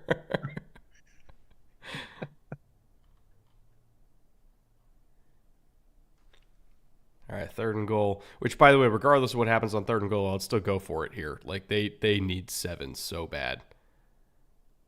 They put Campbell on Kraft that time. Oh, Terry and Arnold, they're going to give him a flag. Oh, it's going to negate the pick too. Brutal. Yeah, I think the pick was an afterthought. They're going to give him the flag. NCLHC for $2. That Seahawk game took decades off my life. Dude, you should have seen the Jets fans I was sitting with. You think you had it bad. Watching a whole bunch of Long Islanders slowly disassociate over a 3-hour period in the freezing cold. I am now very thankful that my father did not live in New York when I was growing up to subject me to that. And I say that as somebody who unfortunately got stuck with the Texans and the Bears. I still think that's probably better than the Jets. I would agree. Terrian's got to get his head around. His body positioning is fine. I don't think the contact is super excessive. If you're not going to get your head around, they're going to call the armbar. Like, you can't armbar a guy's chest if you are looking at him. If you're looking at the quarterback, there's a good possibility they rule that as incidental. If you're staring directly into his eyes and basically, trying to seatbelt him with your forearm across his shoulder pads, yeah, you're going to grab the flag. Don't mind me. I'm feeding Little finally. Okay. Come here, buddy. It's like, I give up. Oh, Josh Jacobs punches it in.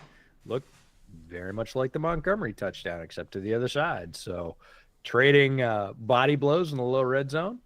And this is a game. We got 5:35 left in the first half. I was going to say 10 points felt much more insurmountable than just 10 points, the way this first half has gone. But look, Green Bay needed to crack the scoring column. I was saying that in the middle of the first quarter. We're almost at the end of the second quarter now. But again, their defense is bowed up. They haven't given any additional points, which is what we thought they might, certainly over the second quarter, which would have stretched this out. This is a 3-point game. 5 minutes left to go. Might even be even by halftime. So good job by Green Bay to sort of hold Detroit at bay. And Ben Johnson's going to have to find some answers to stretch some more points out here, because Green Bay figured out how to score them now. Well, I just love that LaFleur was like, all right, I'm going to stop messing around and just run the ball. That's right. And if we need to get it 4 yards at a time, we'll get it 4 yards at a time, right? Yep. They got a little lucky with some penalties there, but, it's fine. The impetus was we're gonna dial down the complexity and we're gonna dial up the reliability, and we're gonna hand it off and beat on them a little bit and see how it goes. Zach Birchfield for $8. Hey guys, enjoying the stream and the Packers' demise. Skull. As a Vikings fan, who do Vikings want to? Don't Vikings fans want the Packers to win this game, so the Vikings have a better shot at the division? Or am I doing the math wrong? Anyway. What are your current thoughts on Darnold and how he affects the Vikings' playoff hopes? My thoughts on Darnold are fairly similar to the same thoughts we've had all year, which is when the run game is working and they can take deep shots off play action, Darnold's just fine. Like, Darnold, you can win. Even in the playoffs, you can win in the playoffs with Sam Darnold. If they get into the true drop-back pass game, especially now that they don't have Christian Darrisaw, their pass protection has been that great. And Sam under pressure is not the same as Sam not under pressure. But we also kind of knew that. Like, that's always been the book on Sam, right? Is if you keep him clean, like he's got a hose, he's accurate. It's just you really need to establish the run and have him go for chunks off of play action when he's got time to. And ideally against single high safety structures where they can do all like the post corner post shit and deep crossers and all that stuff that they normally take advantage of single high structures with. And then you just hope the defense plays well enough, which typically they do, so that you only have to score like 21 to 24 points and then you win. It's when you go against teams that force them into drop back pass situations or have really strong early down run defenses to get them into 3rd and 8. Like, that's where they stumble. But for the most part, they've survived those stumbles and they're still, near the top of the NFC. They still have not an outside shot. They still have a shot of winning the division and an outside shot of making a push for a potential bye here. They need a lot of things to break their way, but like, it's not like they're there in spite of Darnold. Like, they're there with Darnold, in my opinion. Yeah, I saw in the chat, it said the battle of two evils for us Vikings fans. Yes, true. I appreciate that comment as a Bears fan. Certainly not in it this year, but over the years, that's been the case. In terms of Darnold, like, when you put it all on him and you take away the rest of that talented roster and say, nope, we're going to, again, force you to drop back. We are going to force you to hit those deep shots down the field. We're going to give you the windows, but you have to do it over and over and over again, because we're not going to allow the underneath stuff. And we're basically going to double the livid snot out of Justin, because most teams have taken that approach of, okay, Justin Jefferson's not going to kill us. We're going to force the other weapons on the Vikings to stand up. And they do have them, but it's the way you get them the ball. They don't have the same running game. Aaron Jones has had some struggles staying healthy. He's been effective when he's been healthy, but they don't really have that to lean on. And if teams can shut that down, they've been able to this season, and then just basically say, yep, Sam, you got to drop back 35 times a game and sling it. You're not going to come away from that consistently happy about it. Now, again, like you said, they have avoided most of that, and that's the reason they have the record they do. But that's the blueprint that teams have been rolling out against them for the past month or so. Did you see that run from Monty? Watch how many times he changed. I hope they give us a replay. Watch how many times he changes directions if they do. Like the footwork on that run to just pick apart and find space and just, half yard here, yard there. It amounts to an 8-yard gain, but he probably changed directions like 5 times on that run. That was sick. I'm really glad that he's getting to play for a high-profile team. He did all that stuff for the Bears. It's not like he got good when he got to Detroit. He had all those qualities. He had power. He had great footwork. He had tremendous balance and just a ton of drive. He is if you know anything about how he grew up and how he started football, he is just an extremely driven, focused, physical player. And he had all those qualities, but the Bears weren't ready to use them to their fullest extent. That's why I'm glad he's on a team where he doesn't have to be the guy. He is one of the guys, and they recognize how valuable he is. They paid him. He's getting great looks, and more people are getting to see what he can do, and that just makes me happy as a David Montgomery fan. All right, Lions are marching again. If they can just take the air out of the ball, get past the 2-minute warning so the Packers don't get the benefit of it, and, maybe score with like around a minute to go here, that's probably ideal. I know it's going to be tough to time it out, but Detroit does. Oh my God. And great pass pro from Monty on that play too. Didn't connect, but great pass pro. But that's going to be their goal, right? Is try to bleed it to the other side of the 2-minute warning and still get 7. Yeah, they should, because if they can't do that and say they only get 3 out of it, I think Jordan Love's got 3 more in him with the Packers offense before halftime, given their particular structure. They still got 2 timeouts at this point. They wouldn't have to use one at that point. They could come right back, kick the field goal, and we'd still be at a 3-point game going into halftime. So there wouldn't be a huge advantage there. Oh, man. Speak of the devil. Or Lions have all 3 timeouts. It's 3:30. Okay. Potential here. Now they picked up the first, we might see Ben Johnson step on the gas and try to get it all in one bite. Because if you're on the other side of the 2-minute warning and you have 3 timeouts, Lions maybe have a shot for another drive here. Yep. They might try to get it all here. Let's see. Because there's still just the thinking behind that is so anti-Bears. I know, like the right? Bears don't even go, oh, wait, we could push this and put our offense out there again?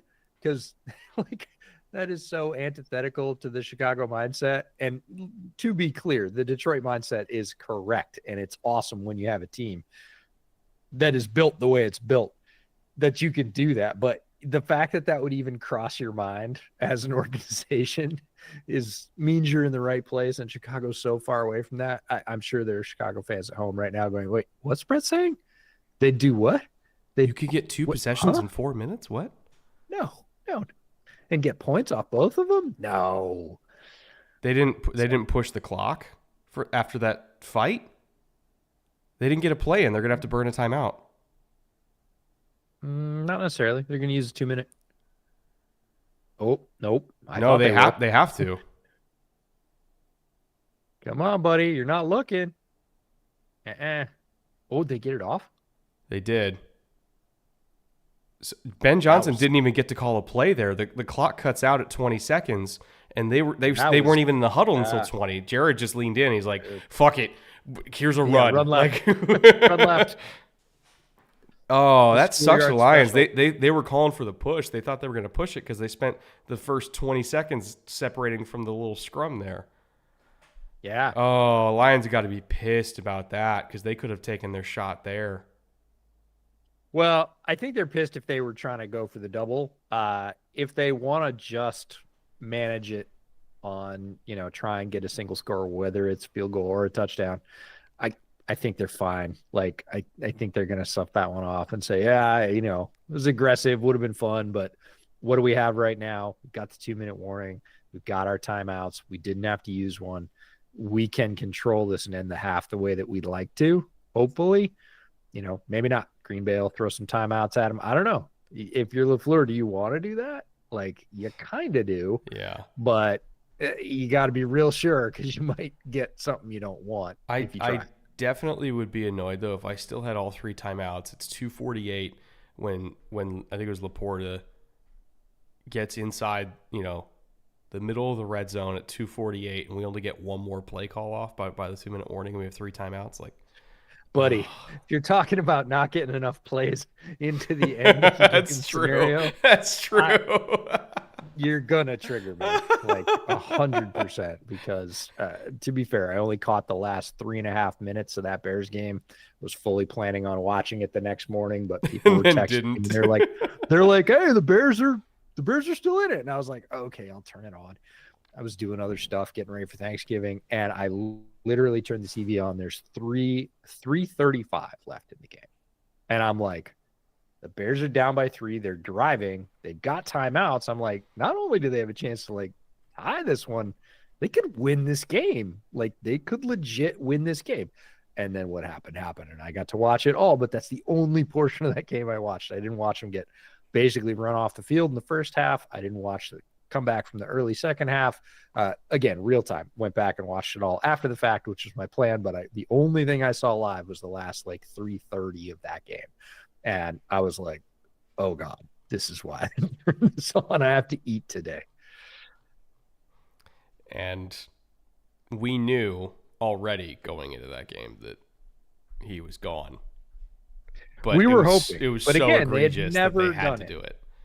Yeah, they had never done it, but it became so bad. I mean, if there is a silver lining, it is that on national television, because I don't know about you, but as that game wound down and right afterwards, I got a absolute avalanche of calls and texts and DMs and whatever going, oh my God, are you okay? Dude, do they do this every week?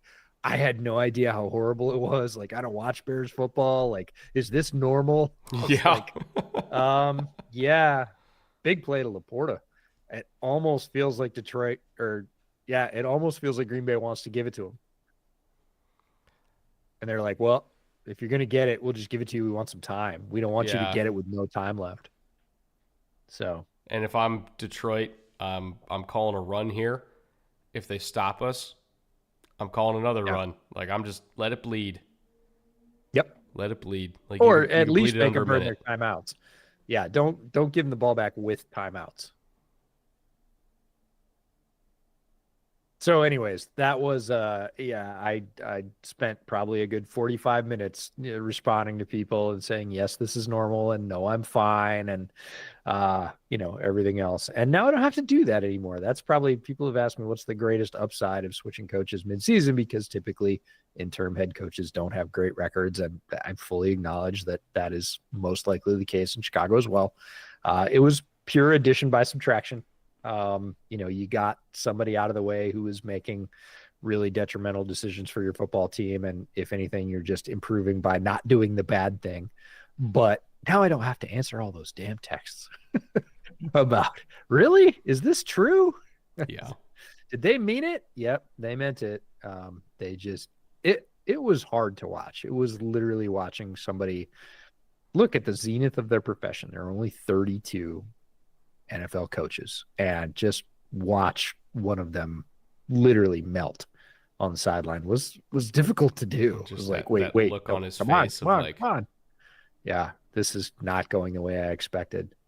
Oh, golf with a sneak. He does not get in. He is short. Again, Detroit's perfectly fine with that. Keep bleeding. Like, they already baited out one time out. Green Bay can't use the next one. That's right. Well, not and hope to go do anything with it. Oh, they So gave him the touchdown. really? Okay. Let's see the replay. It's a scoring play, so they're going to review it I thought he anyways. got But hit short, but yeah, I thought he had a body part down before he broke. okay, he's not in. Yeah, I'm like, wait a minute. No, that's not a touchdown. Like, I thought his knee was down. Yeah, before the ball broke the plane. Yeah. But still, again, just Yeah, they're fine with tick, it. They tick, don't tick, tick, tick, tick, care. tick, tick, tick. Okay, knee is down right there. Yeah, that's a perfect spot. They got the spot perfect, which is where we thought it was the first time. So I don't know about the false touchdown thing. So if they score here, it would be to like, if they score here, it would be an 11 play, like 5 minute something drive to. Oh, never mind. Green Bay used another timeout. Well, Yeah, still, but that's good for I mean, Detroit. yeah, this is you just you're kind of running things as Detroit right here. You're on Yeah. the half yard line. You have 51 seconds left. You got all three of your timeouts, so you could run it again and get stuffed or whatever if you wanted to. Like I know it's 3rd and goal, but don't tell me they're not going to go for it on 4th and inches with 41 seconds left. Yeah, they are. So you got all the choices here. You're not in any kind of rush. There's no pressure. Again, you've set it up. You didn't use any of your timeouts early on in the first quarter because you had some kind of miscommunication. Like you've got all your assets and you're calling it to your advantage, which is what you would hope for insert football team that you root for here. Like you want your team to play it like this. And many of our teams do not. They refuse to do it this way. Anytime you can score 17 points and a half and go into halftime with all 3 timeouts because you didn't have to use any of them, just tells you like how well oiled the operation is. Yeah, they had a hiccup Especially in the on a middle. short We started off saying that their superpower was just to be able to sort of grind the life out of you on offense. And, the Green Bay defense bowed up in the middle of the first quarter and made it so they didn't just keep stacking points, but they seem to have sort of regained their footing. That's Detroit. Oh, Monty, he got blasted. Ouch.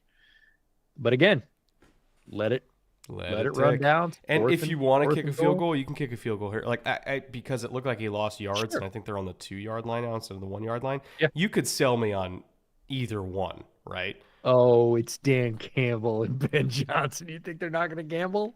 You think he's just going to take the 3? I don't think so.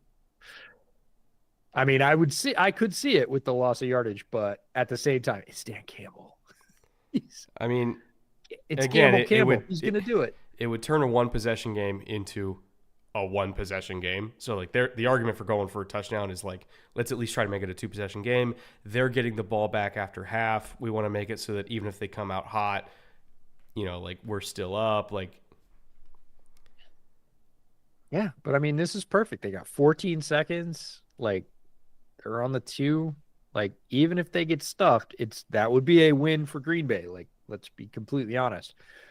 In this particular situation, that would be a win for Green Bay, keeping points off the board. But at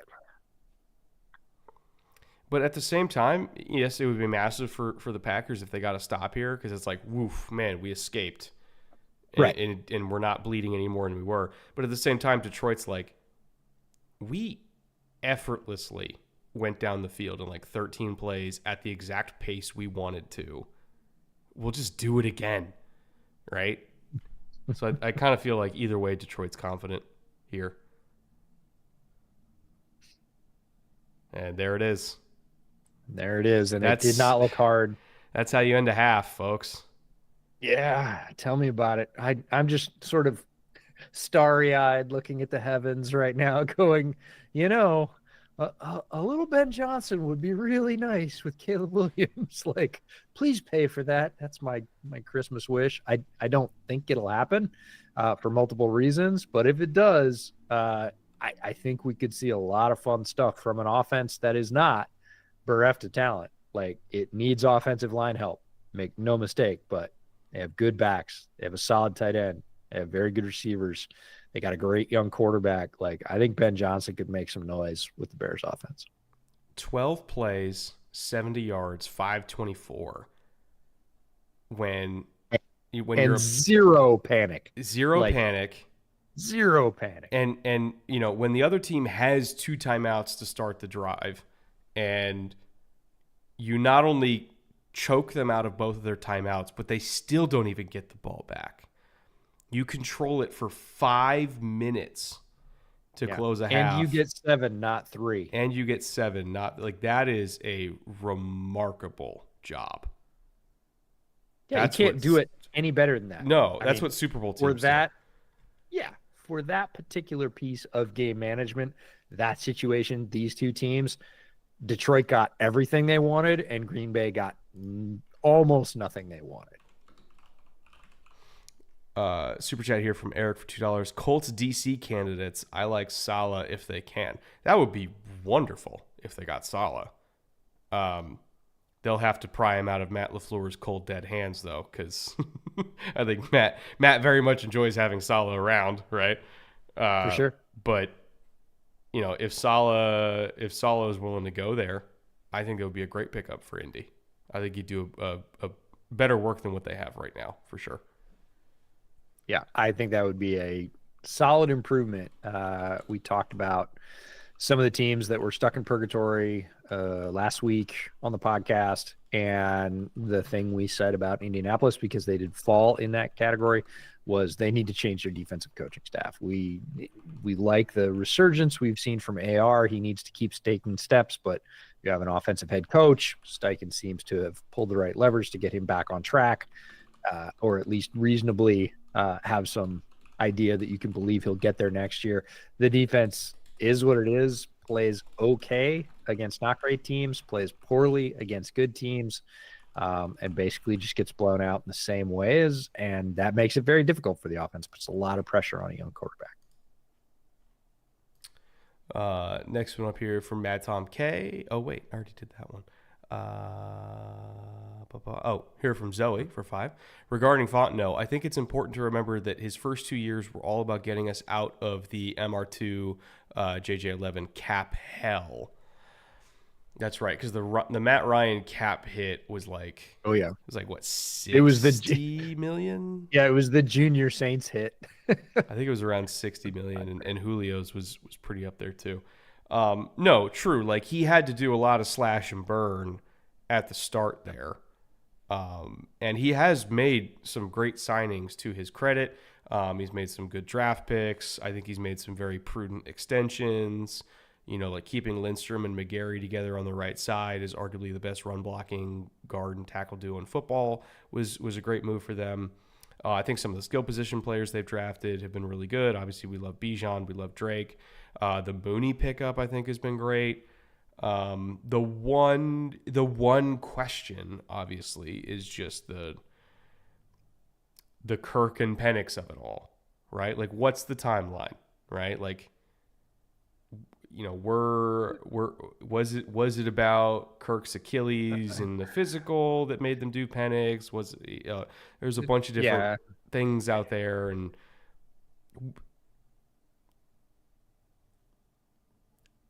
I'm trying to be very careful with how I word this, EJ, and that.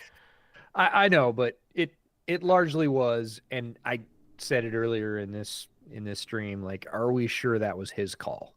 And with the involvement that you had to have from ownership on a deal like that, like, you can't sign a deal like that as quickly as they did without full buy-in from ownership. It might have bled over from full buy-in to, I need you guys to do this, right? This is what I want for my football team. I need you guys to do this. And at that point, at the GM, you say, yes, sir, Mr. Blank. Like, you sign my check. I'm going to advise you. And at the end of the day, it's your call. You do own this operation. So with that, I'm going to go grab something to drink, and I will be right back for hopefully a very exciting and even second half, because, we don't have to live with blowouts, which is awesome. Eli for $2 while EJ goes and reloads. Speaking of GMs having to go, Chris Greer has to. I go back and forth on Greer. I go back and forth on McDaniel. The power structure in Miami. I really go back and forth with it, because some weeks everything seems to work, and like even defensively, like some weeks their defense plays really well, some weeks it doesn't. Like some weeks they have a great pass rush, some weeks they don't.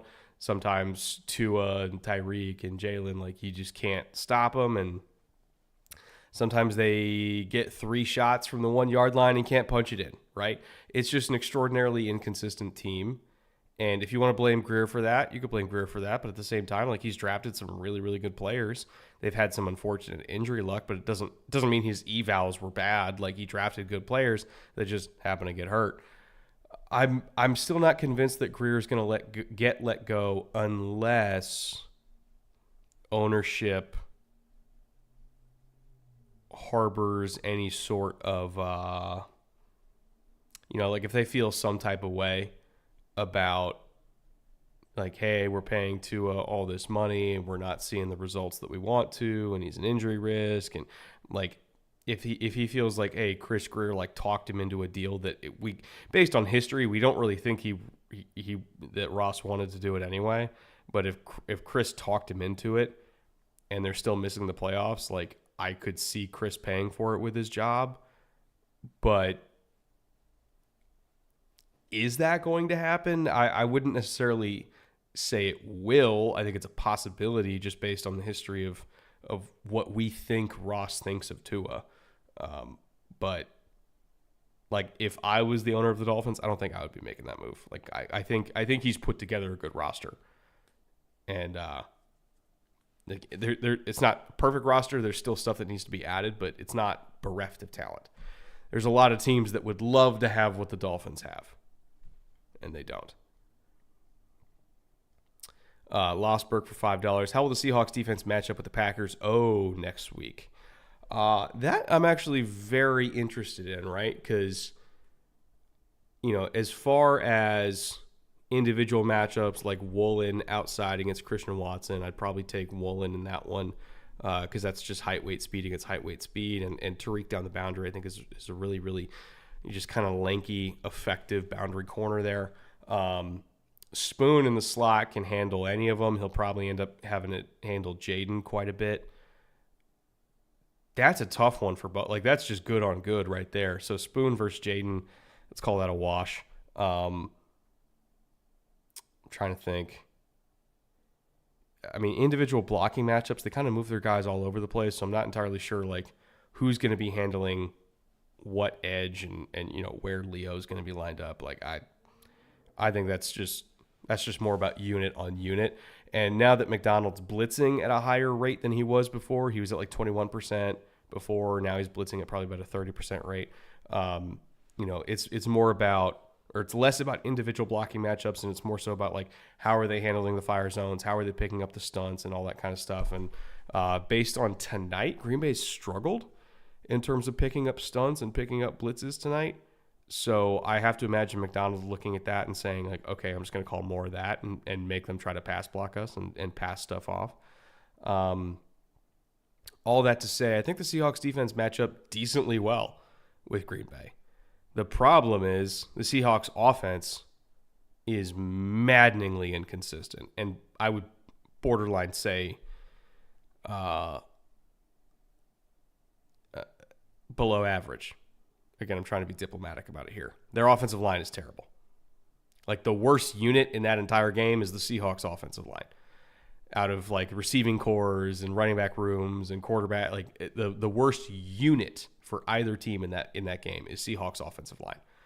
And I don't think it's particularly close. Packers fans have complained about their pass rush all year. I guarantee you they're going to get pass rush on Seattle. They can't block shit. Run or pass.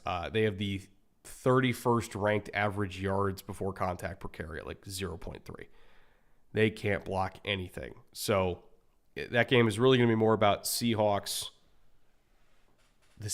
defense keeping it close and then hoping that Geno and JSN and DK can just make the plays necessary to win that game. That's kind of been their formula this year, is just having the defense play well enough so that Geno and the receivers can win it for them. Failing that, Seahawks are probably going to lose, but there's a path.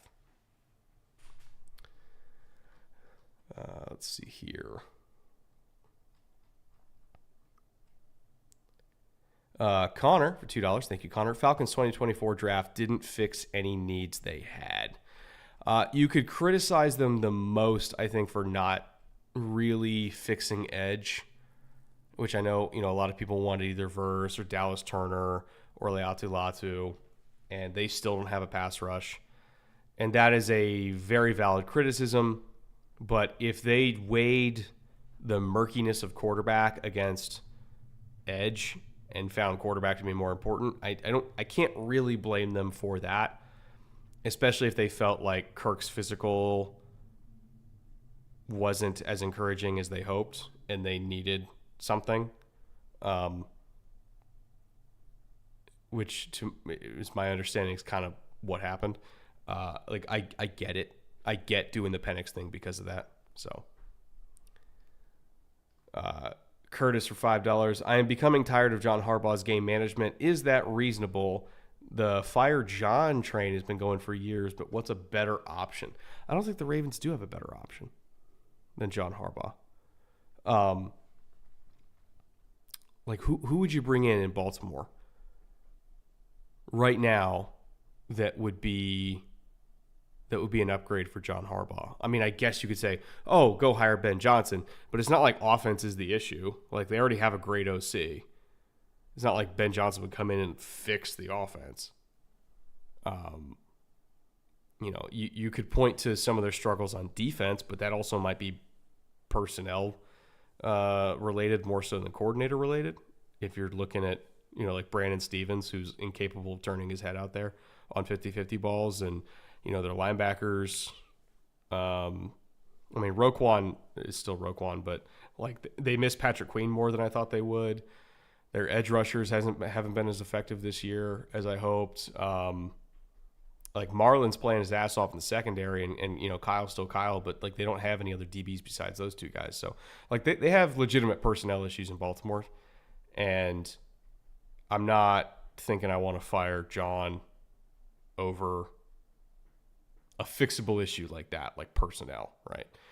Now, you can criticize him for some game management mistakes, fine, but I haven't seen anything like crazy egregious out of John Harbaugh for game management this year. A couple things I would have approached differently, but nothing where I'm like, oh my God, this guy can't coach,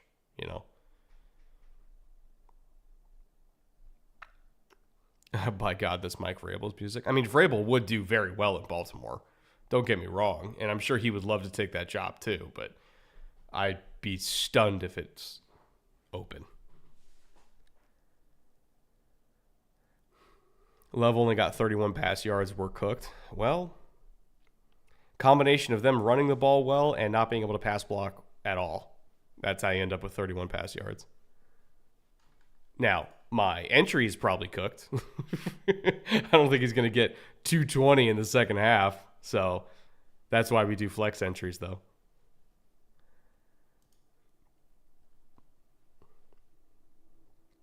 Nathan for $5. If John Schneider doesn't massively fix the Seahawks offensive line this offseason, is he on the hot seat? Yes. Yes, no bones about it. He is. He might already be, honestly, because this offensive line was his attempt at fixing the offensive line, and they're still bad. So he might already be on the hot seat. John, this has been years ago at this point, but John threatened to leave if he didn't get roster control from Pete, right? And he said, I'm going to fix this roster. I've done it before. I'll do it again. And then, Pete got sidelined from personnel decisions, and eventually Pete got essentially pushed out the door because of John. And if they, this was supposed to be the year, they bring in Mike McDonald, we have a good roster, everything like that. But if they miss the playoffs this year, or if they get embarrassed this year because their offensive line is shitty, that's on John. He took all the responsibility of roster building based on those, based on those moves that he made to get that roster control. So it's you can't blame anybody else now. This is you. This is the roster you built. And if we have a bottom 5 offensive line by virtually every single metric, that is a reflection of him. Will he survive that? I don't know. We'll see. Nicholas Coyote for $2. As a Hawks fan, what is the Wilson offense? I mean, generally speaking, it's either A, he's going to be an empty and making a pre-snap read that he gets the ball out in like under a half a second, or B, hi bud, I already fed you. I'll give you a snack after. Or B, back in the Seattle days, it was we're under center, we're doing hard play action fakes that take like 5 seconds to develop. We're taking a deep shot down the field to Tyler Lockett. That has been altered a little bit in Pittsburgh. His time to throw, especially on deep throws, has gone way down in Pittsburgh. So he's playing a different style than we're used to seeing him play. And honestly, his style now, I would almost say is like Joe Burrow-ish in terms of, okay, we're sitting in the shotgun, we're getting it out in 2.5 seconds, but even though we're getting it out in 2.5, it's still, we're getting it out vertically in 2.5 seconds and really pushing the ball down the field, down, outside the numbers. But doing so not in like a we're running around and all that kind of thing, but more so it's like catch ball, set feet, go, right? Which is what Joe does. Like Joe, when he attacks vertically quickly. He doesn't do it on these like long developing plays. Key difference between Russell and Joe is like he still doesn't work the middle of the field as much as Joe, but as far as like sitting in the shotgun and being a human jugs machine, it's it's pretty close. All right, second half starting here.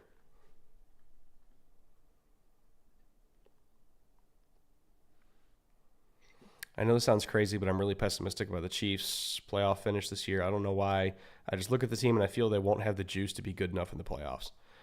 It's weird. The Chiefs had a worse record this time of year last year, and I still had more faith in that team than I have in this one. As odd as that sounds. Also, Hi, EJ. Hi. Brian Branch just said hi, too. Yeah.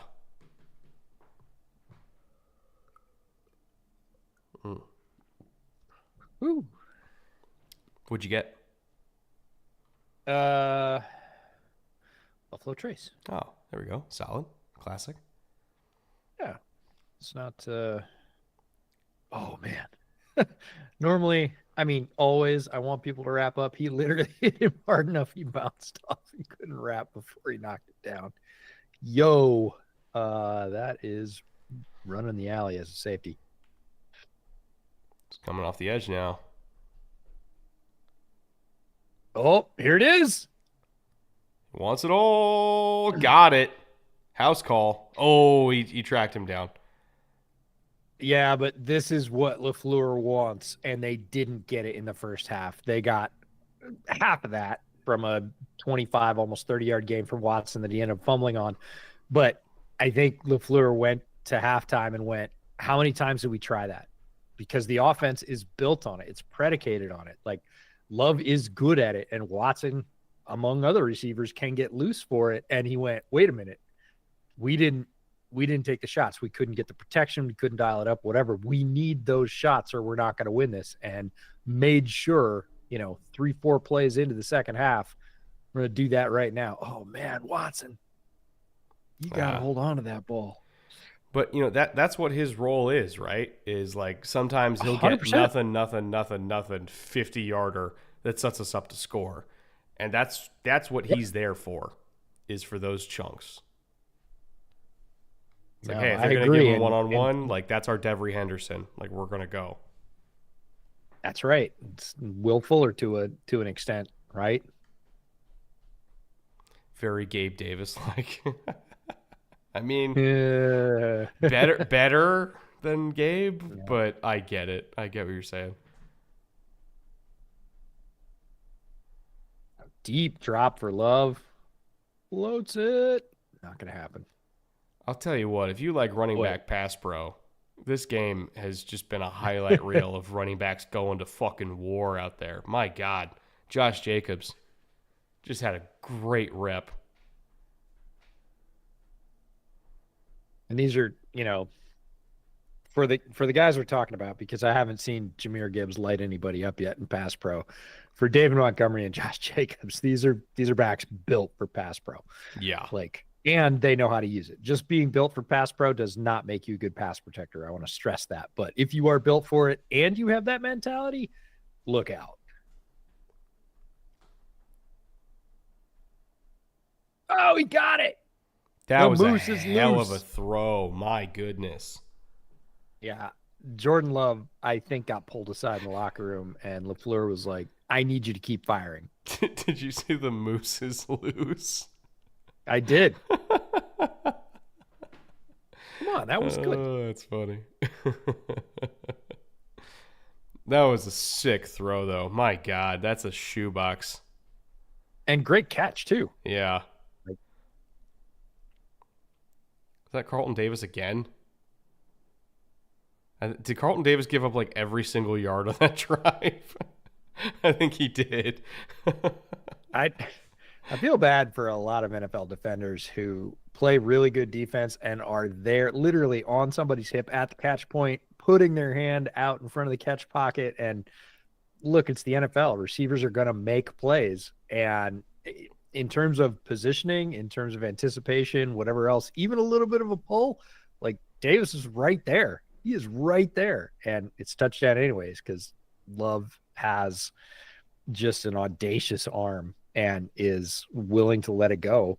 And sometimes you're just not going to stop it no matter what position you're in. Nicholas Coyote for $10. Thank you, Nicholas. The media, I feel they've been unfair calling him game manager. I assume this is referring once again to Russ, who was asking about before.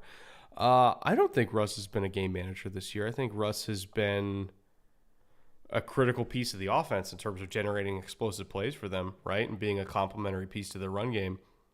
A game manager to me is somebody who doesn't generate explosive plays down the field themselves and more so manages distributing the ball to playmakers that can give explosives after the catch, right? And, and then there's more of a negative connotation to it of like, which I don't necessarily agree with, of like, oh, he can't push the ball down the field. He has to manage the game and let everybody get all the yardage with Yak because he can't do anything else. I don't see that with Russ. I think the whole game manager thing is a pejorative that I think is not. It's not really useful when discussing football. Period. Anyway, just like system quarterback, like every quarterback is a system quarterback. So I don't like when people use those terms anyway. But as far as like what Russ is, when people think of a game manager quarterback, which is like, oh, he might throw for like 180 yards and a touchdown, and he's an afterthought in the offense. Like Russ is not an afterthought in the Steelers' offense. Russ is an active participant in what makes them go. I think my problem with game manager is that it doesn't say anything. It says lots of things, but it doesn't say what you really mean. So if you're going to use the term game manager, say why. Say what that really is or what you think the limitation is, because it is used as a talking down about a quarterback. Nobody says in glowing terms, he's a great game manager. Like, he really manages that's not what they're saying. They're saying he can't do something else. So just say that. It's more honest. They're saying, oh, he participated today. And it's like, okay, cool. Yeah. And typically you're correct. What they're saying that particular player can't do is what Jordan Love does for the Packers offense, which is gun the ball down the field and take some chances, drive the offense through those plays. And if they say game manager, they mean that element of his game is sorely lacking. Being a game manager is a good thing, not bad. E.g., Tua is an elite game manager and makes the Miami offense hum, in my opinion. And I think you're correct. Tua is the reason why the Miami offense is what it is, because his superpower being spatial awareness and timing and anticipation throws and all that kind of stuff. And he is perfect for that system. The problem is 99% of people, game manager is an insult, not a commentary, right, on a skill set. And again, say what it is that you like about Tua's game or what you don't like about Tua's game. But just be clear about that. Don't say that he's an elite game manager. Say he's very good at what he does. And what he does is, you talk about timing, spatial awareness, ability to move say the good things and then say, but what he doesn't do. And again, that's where I think a lot of people get into an assumption about game manager, and they did it with Tua. Like, Tua was leading the league last year in success at deeper targets. Mm-hmm. Like, he was highly efficient at throws down the field, which is the antithesis of the game manager label. So if you're going to call Tua a game manager, how do you justify that, not so much this year, but last year, he was literally leading the league in deep throws.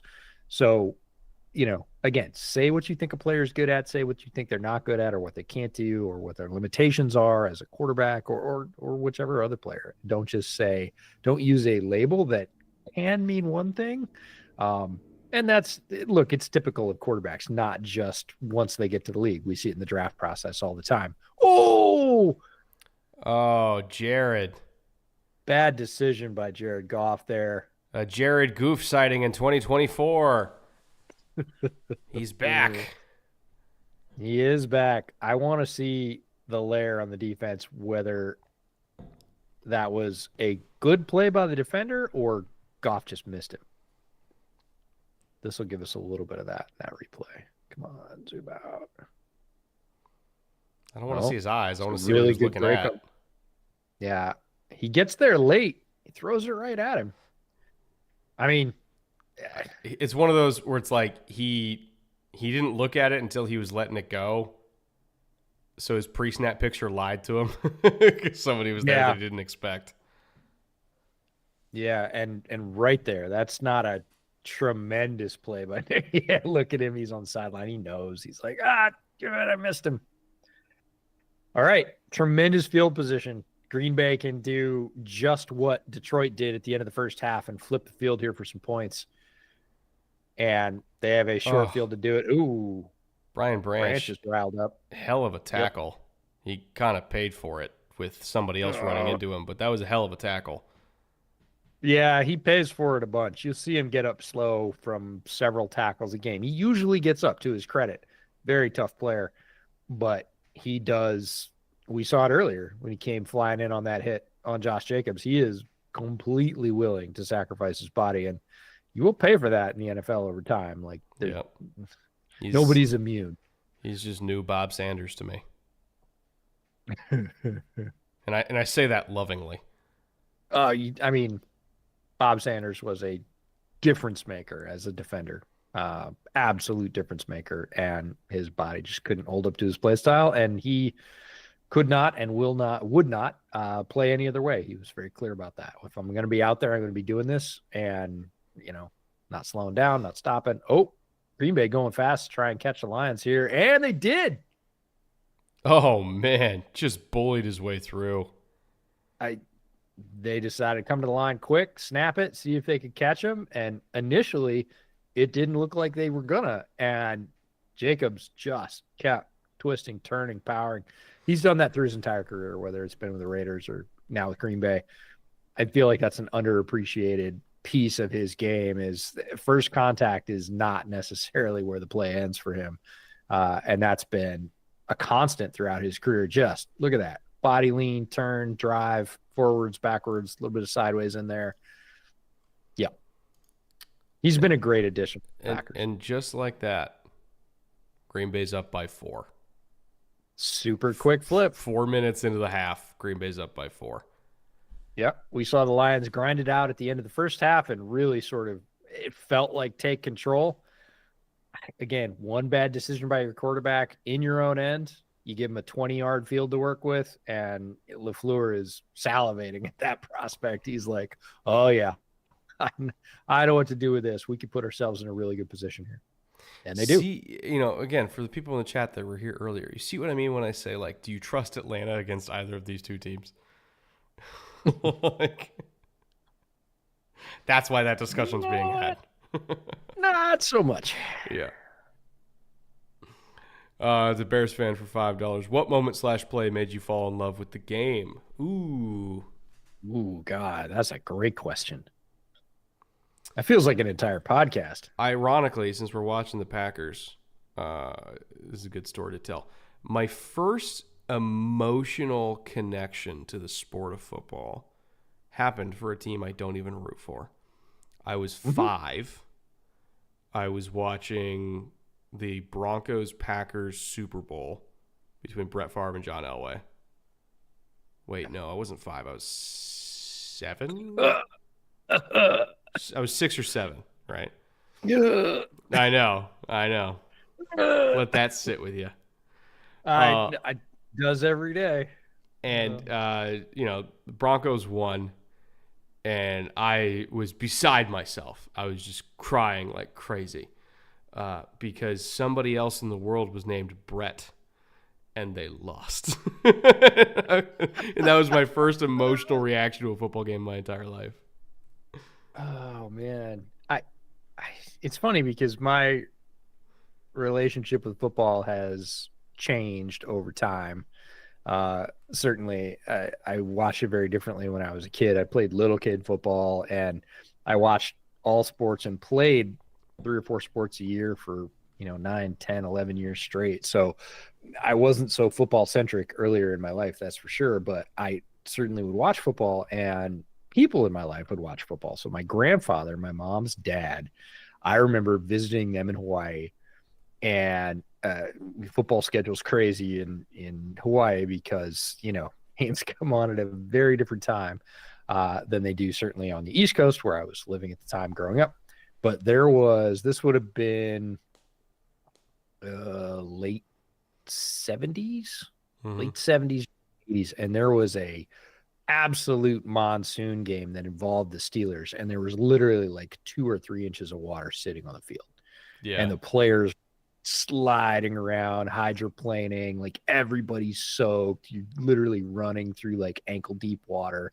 And I remember watching that game and thinking, this is wild. This is a professional sport. Like, this counts. This isn't some random, like, Bull Durham, we need a rain out practice. Like, this is an actual ass game.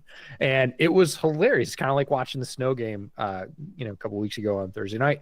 Like, it was a fun game to watch because of the conditions. And of course, play was super sloppy. It's very hard to run routes and get your footing and everything else. But I watched the entire game and thought, here are professional athletes, very different era for sure, but running around like it's a big slip and slide, mashing the hell out of people. Playing a kids game. And you just kind of couldn't look at that and not have fun. And I'm not going to say that's the game that like hooked me on football. There were lots of games like that with my grandfather and my uncle. My uncle's a big Raiders fan, and the Raiders weren't particularly good in those days. And so I began to understand suffering fandom. I was like, why do you root for a team that loses all the time? And he was like, it's not that. It's like, I root for the team and they happen to be losing right now. And I was like, oh, okay, I get it. I mean, I was probably a 5th grader at that time, or a 6th grader. So, there's lots of different moments, but that's one of the things about football that is so intoxicating, I think, is that it's endlessly fascinating. As soon as you think you have something figured out, there's a whole nother area that you're not even aware of, or you're just sort of tangentially aware of. And then you dive into that, and there's all that detail there. And you can do this. I've done this now for, decades, and there's always something else to learn. The first thing you realize when you really start to get in and pull the game apart is you're never going to figure it all out. And it's like chess. There's just endless fascination. There's always people that are going to be better at it than you. There's always people that are going to know more than you and different things than you. And you might be a small part of that. You might be able to share in that, but you're never going to run out of things to figure out about football. And that's why we'll get to make content about it forever, is because we will never run out of shit to talk about. Yeah. the fascination is still here, and we are decades on. So Ooh, God, Laporta landed right on that ball. That must have hurt. that hurts a lot. Oh, we got a ref down? Did he get pellet in the eye? I don't know what he got. He does not look comfortable. That is for sure. Or did he just collapse? There's a lot of scary. Okay, he's up, popping up, figuring it out. He looks kind of woozy. He does look a little woozy. They're telling him to walk it off, I think. Like, you're gonna sit this one out, pal. And I'm pretty sure. So I've seen that ref before. I'm pretty sure that's the one that. Oh yeah, he just took one right on the side of the head. Yep. On the arm. That's weird. Um, there's a good one here from. Oh, I don't want to skip Ben's. So Ben Enlet for $20. Thank you so much, Ben. Hey guys, love the show. Seahawks fan here. I've heard some fans start to turn on Ryan Grubb due to his inability or refusal. I swear to God, you guys read our agenda for the pod we record either Wednesday night or Thursday morning. We end up talking about this a bunch today, and one of Brett's 3 points was how the Seahawks are the snake in the grass, and we talk a lot about Ryan Grubb. So turning on Ryan Grubb due to his inability or refusal to run the ball, his over reliance on Geno. What do you all think is the issue with the offense? We talk about this issue specifically and how the Seahawks have had more success recently because they have begun to run the ball more. Yes, he has put a ton on Geno's shoulders. Geno has done yeoman's work with as little protection as he has had from that offensive line. But Ben, you're absolutely nailing it. So when the podcast comes out tomorrow or early Saturday, check it out for sure, because we spend a bunch of time sort of pulling threads apart here, figuring out what's going on and giving you a little bit of prediction for the rest of the season as to which way we think that, needle's going to point at the end of the year. We both think right now it's looking up and will continue to do so. But to give you, again, you did pay us, so to give you a little spoiler, his pass rate started at 70% this year and held true at 70% for a long time. Over the last month, he's lowered that to about 62%, which conversely means they're running the ball at nearly a 40% rate compared to a 30% rate to start the year. And that has made all the difference in the world. This is a team that has a bottom 7 pass protection efficiency rate in terms of pressure allowed on true drop back passes over the last month. I know that's a mouthful, but short version is they can't fucking pass protect. But because they're running the ball more, they're calling more screens, they're calling more play action, they have the 22nd most true drop back passes. So they're protecting their offensive line by just not making them have to pass block as much, I should say. They're still not good at it, but Grubb has altered his approach. He is getting less psychology with it, where he kind of understands, like, okay, I'm not going to get 80 plays, or I'm not going to get 70 plays. Like, I'm going to get significantly less than that. So every single play matters. So I'm not just going to throw. Like, sometimes I do have to run. I need to let Kenneth Walker be Kenneth Walker. And he's gotten the hang of it recently. I think, I had heard some rumblings that Grubb might have been a one and done in Seattle if he kept up being way too pass heavy. And I think him becoming less pass heavy is a reflection of people in the organization saying, like, hey, tone it the fuck down. And now I think his job is probably a lot safer than it was about a month ago. And now it's just going to be on the front office to give him some actual offensive linemen to work with, so that we can really see what he can do. Campbell with his foot on the gas, 4th and 1 at the 50. 9 minutes left to go in the quarter here. Pushes it. If you thought he wasn't going to go for it on 4th down by the goal line, forget it. Like, I ran a little, inside screen to JMO, doesn't quite get it, and now they're like, nope, we're not punting. We realize we're going to have to push to win this game.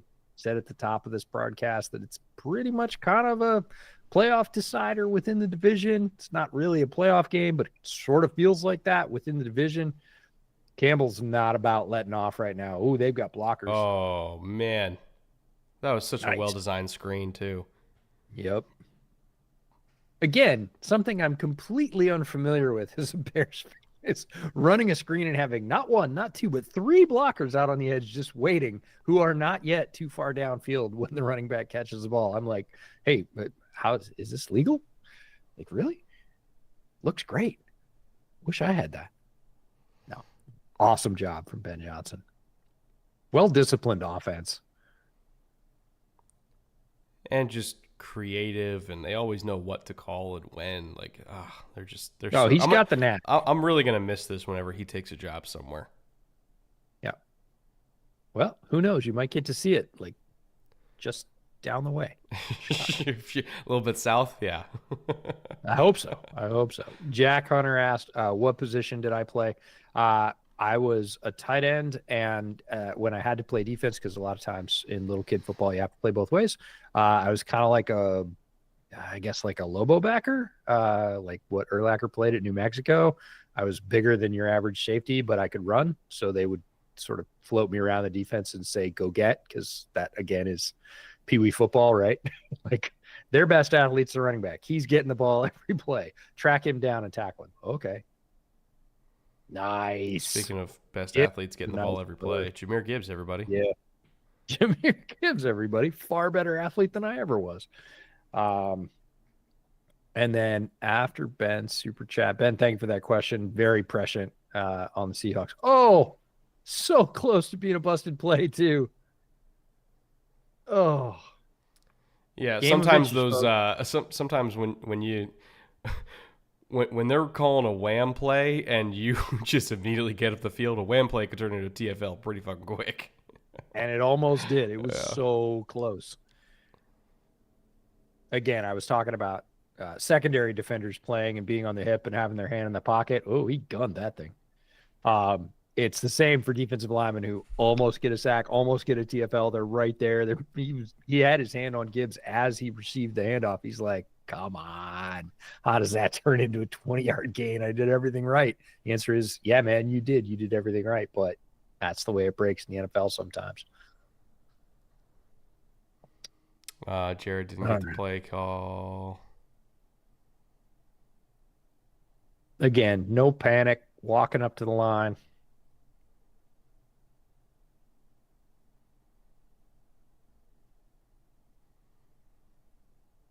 Oh, I like that little hitch step to sort of let the block set.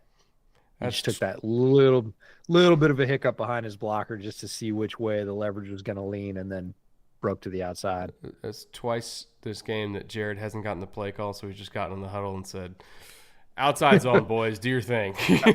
Run left, run right. Last time it was run left. This time it's run right. We're going against tendency.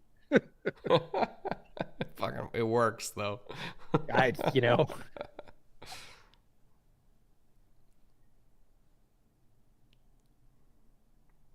Boy, they're just going to pound on them. Yep.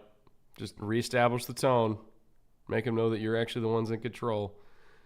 Riley Black for $5. What's your best personal highlight in whatever sports you played growing up? I'm going to let you take this one first. I was better at baseball than any other sport, and I played that for about 13, 14 years. I was a catcher. And I mean, it happened several times, but like my favorite, not more than several even, my favorite thing to do as a baseball player, because I played catcher. I mean, I played a bunch of different positions, but catcher is my best position. There we go. Touchdown to Tim Patrick. We love him. I think it was Amon-Ra. No, it was Tim. Was it? Tim. Old Yep. Timmy P. You were correct. 13 plays, 70 yards, 6 minutes. Classic Lions drive. But my favorite thing to do as a catcher was always to throw somebody out at second that was stealing. And anytime it happened, like I almost didn't care what else happened the rest of the game. I went home happy. Like as long as I just if I took you out at second, no hop, nothing, just piss missile, flat line, you're gone. Like I felt pretty good about it. Yeah, I also played baseball. played right up the middle. So played catcher, pitched, played a little bit of second base, played center field. So I was the Tua of catchers, though. The only way I was throwing anybody out at second was with great anticipation. Like, had to throw that as soon as they left because never had a great arm, which is why I never played the corners in the outfield. But I could run, like I said, and had a lot of hand-eye coordination, so could track stuff down in center field, which is why I played out there. But best personal highlight of sport growing up, probably soccer. Again, soccer, I worked my way back when I started playing soccer in third grade in Seattle. I played as a forward. Played that for 3 or 4 years, eventually moved into being center mid, then center fullback. And then my last 2 years in high school, they moved me to goalie because, again, I had good hand-eye coordination and I could coordinate the defense. So I was a goalie. We had a God, what did they call it? It was like a provisional team. We didn't have soccer as a sport in our high school. So we basically just said, hey, we're going to buy our own uniforms and like book a bunch of games against whoever will play us to try and show that we're serious about this. And then we got some backing from the boosters, and then it became a sport and is still a sport at my high school, which is pretty cool. So I guess that's one highlight. But in terms of on the field stuff, so it would have been my junior year. We got to play JV as a starter squad. And we got to have some exemptions for seniors on JV because we were a first year team. Oh yeah. So we came out swinging and we mopped the floor with a lot of people. And then the next year our exemption was gone and we graduated a bunch of people. So we were undergunned and we knew we were in for it from the beginning of the year because we'd played all the kids, and you know how it is when you play in a district, you know who's got who as players. And we knew we were in for a very long season. If we won a couple of games, it was going to be a victory because of the jump in competition as first year varsity team. And we ended up in a shootout. And again, I was the goalie and I ended up stopping like 3 penalty shots and we ended up winning. And somebody somewhere has VHS of that because that's what they did to record games in the old days. And I never got a hold of it. Did you at least get it with your hands, or did you Scott Sterling this thing with your? Oh dome? No, I got all 3 of them with my hands. I actually got offers to play college goalie. Ithaca? I had the school I went to, and then I had I don't know if you'd call him a scout. It was just another coach. Come up to me and go, man, like, how long have you been playing goalie? And I was like, 6 months. And he was like, what? And I was like, yeah, I played a bunch of other sports and, I don't know, feel like I'm all right at it. And he was like, you're better than all right. Like, if you have time this summer, I want you to go to this like traveling goalie camp kind of a thing. So, and it was basically the early version of like travel team and get scouted and, have opportunities to play at the next level. And I was like, oh, that's cool, but I got a job. Like, I'm not going to do that. He was like, I would think about it if I was you. Like, I didn't do it. We were robbed of a very long and fruitful soccer career for you. Probably not because of my ankle, but at that point I didn't know about that. It was funny because my soccer coach was the first one to ever really realize that there was anything different. We were just doing ankle flexion drills when I was in like 4th grade. I was really young, and he's like, bend your ankle, and I'm like, I can't. And he's like, what do you mean? And he came up and he grabbed my foot and he's like, oh well. He's like, you're fast anyways, I don't care. Old peg leg EJ okay. Snyder out there. Yeah, I was a peg leg, but I didn't know that my ankle was basically genetically fused. So anyways, that was the first time though. He's like, okay, roll your ankle, roll your right ankle to the outside, roll your left ankle. And I was like, gonk. And he's like, come on, roll your left ankle. And I'm like, I literally can't. It doesn't do that. And he was like, all right, whatever. Does it hurt? I was like, nope. He's like, all right. Because nothing hurts when you're I feel like people always come to these TNF streams just to get EJ lore. Like that's the appeal of TNF streams. We will eventually have an EJ lore like side dedicated stream. No, lots of sports highlights. Learned lots of things in sports. Really, really appreciate youth sports for everything that they did for me growing up. Learned a lot of things, not just about sports, but about life and about toughness and how to be on a team and everything else. All the lessons that people learn when they play youth sports. So That was a really interesting design for a run to put Jacobs in like a short I was motion like, behind, and then they're running lead out of the gun. yeah. That was cool. Uh, I think I sent it to you, but I'm not sure. Brett and I sent each other so many cool football snippets and plays. I'm never quite sure if I got all of them his direction. There was a tackle power. Did I send that to you? Maybe. Oh, so cool. Left tackle pulling to the right, B gap tackle power. Got to have a tackle that can move. But it was awesome. It was like, okay, you can't call that unless you have, Penny Sewell or, My somebody, favorite somebody though is like real. when they catch some unsuspecting edge rusher just in the ear hole. Oh, Like just Blaine. oh, it's the best. EJ Lore needs its own channel. We'll figure something out for that. Yeah, there's a lot of fun EJ lore. We barely scratched the surface, but we do have a very good football game. 3-point football game. 4:10 left. 3rd and 9. Again, Lions were facing 3rd and 8 on the last drive. Didn't get it. Went for it on 4th down in midfield. I don't know that LaFleur is going to be quite that aggressive at this point, but I'm not going to say he's not Well, either because he sees what he's up against. if I was him, I wouldn't be confident we're getting any more stops. Oh, man. Oh, who are we giving that to? They'll probably Okay. give it to Watson. I, So yeah. if we're Tie talking goes to the receiver. 4th and 3, I Yeah. would consider going here. I don't care if it's at my Doesn't own look 40. like it. You're pulling them off. I don't like that. I'm not saying you like it. I'm saying it's what's happening. Because if we get into a situation where they're bleeding another 6 minutes off, and we get to 10 minutes left in the 4th, and you're down by 2 possessions, I really don't like those odds. But again, quick interception, fumble recovery, something. You're I leaning on get your it, defense at this point. but it does kind of feel like, okay, we hit the bomb to Watson. We got the interception in the quick red zone possession. We fired all those bullets from that gun, right? Similar to the Jets and Hawks game. Like, oh, they had 3 consecutive special teams mistakes, and we're only up by 5. The Packers are like, we hit the bomb to Watson and we got the pick, and we're still down, and they have the ball, and it's late in the 3rd quarter. Like, Yeah. I don't know, man. Jason doesn't look dead yet to me. We should probably set him on fire, Yeah, pin him down with a stake through his heart and set him on fire. But, they've had trouble doing that tonight. They've not been able to impose the will. They are on the road. This is a quality opponent. We knew this coming in, that this was going to be a big test for the Packers. Not an unwinnable game, but they were going to have to play damn near perfectly. And they've played well, but they have not played perfectly. And again, like you said, got a couple of good breaks and still down by 3. I would say that's the last time they can make that decision.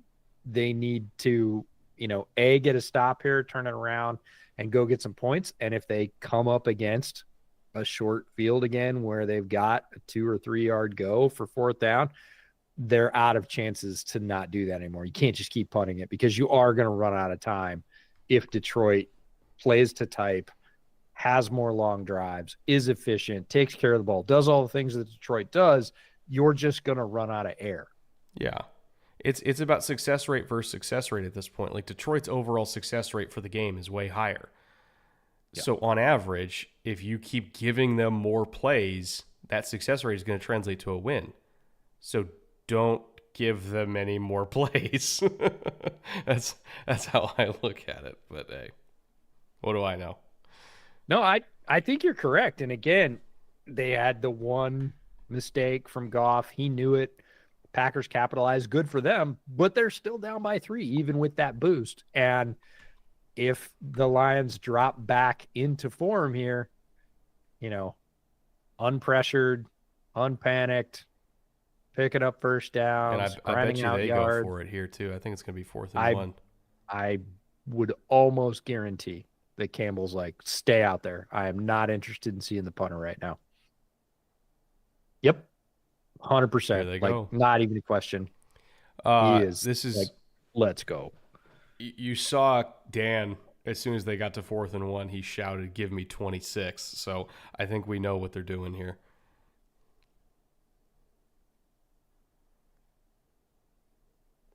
Great cut, but he didn't get it. Oh man, It's a really good discipline from Green Bay. I don't love the play call there. I don't either. That's a I long way to I go don't for a I don't short like drink of water. I don't like running laterally when you only have a yard to go. Yeah. That's like, go get 15 to give me, a yard and a half. Like, it's close, and I would have liked it a lot more if 89 could have held his block, because Brock just missed it. Yeah.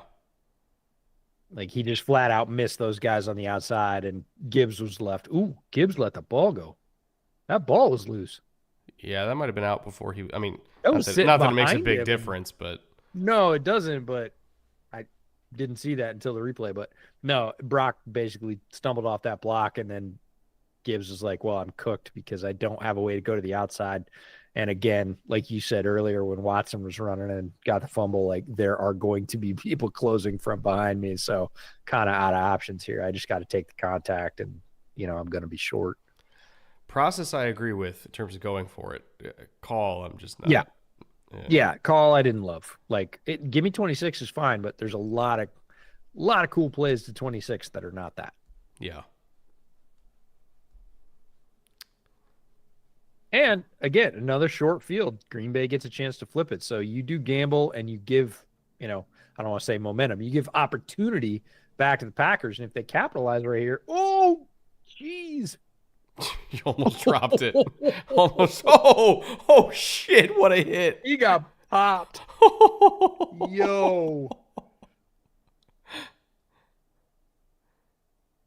Oh, I need to see that again. I think it was Jack Campbell that got him. Dowell catches it, jumps up, and then, Campbell was coming from the inside. He was looking at Joseph. They both got the worst of that Terry one. And Arnold. Oh. Yeah. He is. Whoa, hold on. A tough kid. Did Tucker Kraft just do a kip up? He did. Excuse me? Yeah. Isn't he like 270? If you know about talking how he came up in football, he's a tough kid.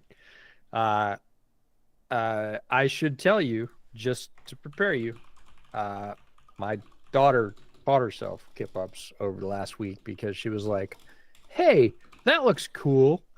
And I was like, yeah, it does, doesn't it? It's kind of hard, though. She was like, I'll figure it out. Any guesses on how long it took her? Like 5 minutes. It took her a day.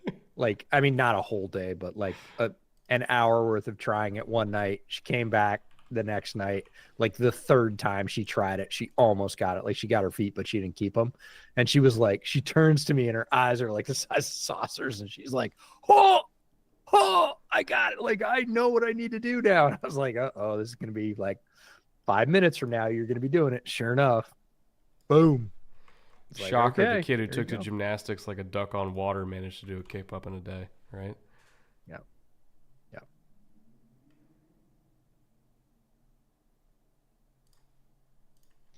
Yeah, Tucker's got a little bit more mass to move than my daughter, who's in middle 265. school. Oh, Brett, he's only 265. Yeah, only. Yeah. I guess it helps that your daughter is, I don't know, roughly 8 pounds, but still. She's a little bigger than that now. You haven't seen her in a while, but she is tall and lean, that's for sure. She does not have Tucker Kraft's mass. Yeah. Harry Waldron for 5. Thank you, Harry. I've seen a lot of 49ers fans talk about drafting a quarterback, which I think is crazy. But how much would you guys pay Purdy / how much do you think he'll get? I think he'll get Dak's money. I think he'll get 60. I mean, he's already accomplished more in his career than Dak has. He's been in 2 NFC Championship games and a Super Bowl in 4 years. Dak's never done close to any of that in 9 years, right? So he'll get Dak money. Now, the one question you have is not like, oh, is he a good enough player to be worth it? I think he is. The question you have is health. Like he's gotten injured quite a bit in those 4 years. So I would structure the contract in a way that protects the 49ers from long-term effects of elbow injuries, shoulder injuries, yada yada yada. And however I would have to talk to Spielberger. I'd be like, how would you structure a contract that is like it still incentivizes the player and gives them a bunch of money, but also protects the organization if they get hurt? And maybe the answer is insurance policy, right? Like what the Browns did with Deshaun, where they're going to get a bunch of cap relief next year because he's missing a bunch of games recovering from the Achilles. Like that is an option for the 49ers to take into account of like, okay, we won't figure it out with the contract. We'll figure it out with an insurance policy, and we're willing to pay the premiums, because if we're paying the premiums, that means we're not using the insurance. And if we're not using the insurance, that means Brock is playing. And if Brock is playing, that means we're probably pretty good. So like maybe that's the solution, is just an insurance policy. But short version is yes, I would pay Brock $60 million, and I'd feel good about it. Yeah, and you made a great point earlier this year that all the big quarterback contracts at that level are different animals. Mm-hmm. There is no boilerplate for a $50 million quarterback deal or a $60 million quarterback deal. Like they're all unique to the organization in terms of when and how. Yes, the money is similar when you look at the overall, but that is deceptive in terms of, if you look at this deal versus this deal, they are very, very different for their organization because of where and when they signed, what part of the rebuild somebody was in, or what part of the window somebody was in. And they all have, touchdown, Packers, right back to Josh Jacobs. But they all have individualities of the player, the timing, where they fit in the window for the franchise in terms of cash and cap. And they're like fingerprints. They're not one size fits all for those contracts. So. Chat Matthew asks, Wright for $10. Okay, go ahead. Chat asks how long till she's ice skating, and that just made me think that I think she would be a demon as a speed skater. That's funny because her grandfather was a professional speed skater. I think she'd crush it. You should get her. Oh, she absolutely would. She's built very much like him. She doesn't love skating. We've taken her. Yet. She's yeah, I mean, we've taken her. It seems to me that skating is one of those things that people don't necessarily come to later in life. Like if they don't really like it as kids, I don't know too many like 20-year-olds that like came back to skating or discovered it. It's happened for sure, but it seems like if you're not into skating as a kid, you're probably not going to be our prodigy at it. She's fine at it. She just doesn't really dig it. It's not that she doesn't have the skill.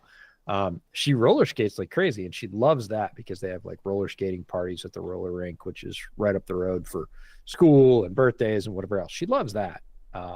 So it's not that she can't. She absolutely can. She doesn't. Yeah, she likes watching hockey. We took her to her first hockey game, I think last year, as a 10-year-old. Kraken? Was her? No, Thunderbirds, because my son was singing with his choir. They were singing the anthem. So cool. Tickets. So we went, and she got to watch like a full 3-period hockey game, and she was like, "This is kind of cool." And I was like, "Yes, it is." Yeah. Spent a lot of my childhood doing this. And so she's into watching hockey, but as a skater, she likes gymnastics. She's getting into cheer and dance. She's a good runner. We'll see what she decides she wants to specialize in. But next time I come up, we'll go get seats on the glass at a Kraken game. Dude, you're making more than I am. Those things are expensive. Are they? They're really expensive, and they've sold out for a long time too. See, again, Ducks games. Ducks games are not that expensive because they're the fucking Ducks games we can do. Ducks games are awesome. No, it was funny because the kids came home last year and they said, our teacher goes to Kraken games all the time. And I'm like, my wife works in that district. I know what the teachers make. What do you mean? Who does she know? Right. And so I asked her, and I said, kids said go to Kraken games all the time. She goes, yeah, me, my dad, and my husband drive up to Vancouver when they're playing the Canucks. We go out to dinner. We go to the game. We have a hotel room after, so we don't have to drive home. We drive home. It's still less than buying seats at a Kraken game. Jesus Christ. I was like, oh, that makes sense. Okay, cool. Because like I was just sort of wondering if you like were an early investor because those Kraken games, what they did with Climate Pledge, the arena is great. I definitely want to go. Hey, Money Lynch is a minority owner of the Kraken. Maybe we can get with Marshawn. We got to talk to Underdog. Yeah, all right. for sure. Kraken tickets. Let's get on this. Yeah, hook us up. We'll do in-game slips. The whole thing. It'd be great. No, I love hockey. But Matthew Wright for $10. The teams that signed a top RB in the offseason are doing great. Does this imply that good RB play is this important to a team's success, or that a good RB is a luxury only great teams can afford? Yes is the answer. Yes and depends. No to both. Right? It depends. I would say, with these veteran running backs that are doing really well, what you're seeing from them is the value of vision and experience, right? In how these veteran running backs, it's not necessarily about increasing the floor of what you're going to get with every single carry, because the floor of what you're going to get on any given run is established by the offensive line. How well is it blocked? The ceiling for any given run is established by the running back. How well do they set those blocks up in terms of influencing linebackers to go one way or the other to give your offensive lineman a better angle? How well do they make themselves difficult to tackle in terms of the angles they take, the surfaces they present to the tackler? What is their contact balance like? What, obviously speed, plays an important factor into that as well. Vision, all that. Like, the ceiling of any given run is established by the running back. And when you have a veteran running back that has hundreds, sometimes thousands of carries under their belt, they've seen everything. They've run every kind of run from every kind of formation against every kind of defense, so they know what they're doing. And young running backs, even when they're super explosive, sometimes just get to the wrong spot faster. And if you have a running back that runs 4.5, but he knows exactly where to be and how to execute every single run, compared to a running back that runs 4.38 but doesn't know what the fuck he's doing, you're going to be a more efficient run game with those veteran running backs like Josh Jacobs, Joe Mixon, Derrick Henry, one of the GOATs, Saquon, probably going to be one of the GOATs. It's not just the fact that they're all athletic. It's the fact that they know what they're doing. They have great vision. They have contact balance, and they can maximize every carry. And you're turning these running games, as small as it may sound, over the course of an entire season and over the course of a sample size that large, if you're turning your average run play from 4.5 yards into 5.3 yards or 5.4 yards just by having a better running back in there, you're going from an average run game to an elite run game. And if you have an elite run game, that typically translates to also having an elite passing game too, because it just makes everything easier. So that is why these veteran running backs are so important. It's not because they're establishing floors, it's because they're establishing ceilings. And all these offenses have pretty darn high ceilings now. This is a Joe Mixon soapbox. Yeah, I couldn't resist throwing him in there. You knew that. That whole argument is based on I've seen what average running back play looks like, and I've seen what better than average running back play looks like. Well, dude, look at the Chargers without J.K. Dobbins. And Roman and an offensive line. Yeah, sure, it all adds up. But the run game legitimately is not the same without J.K. Dobbins.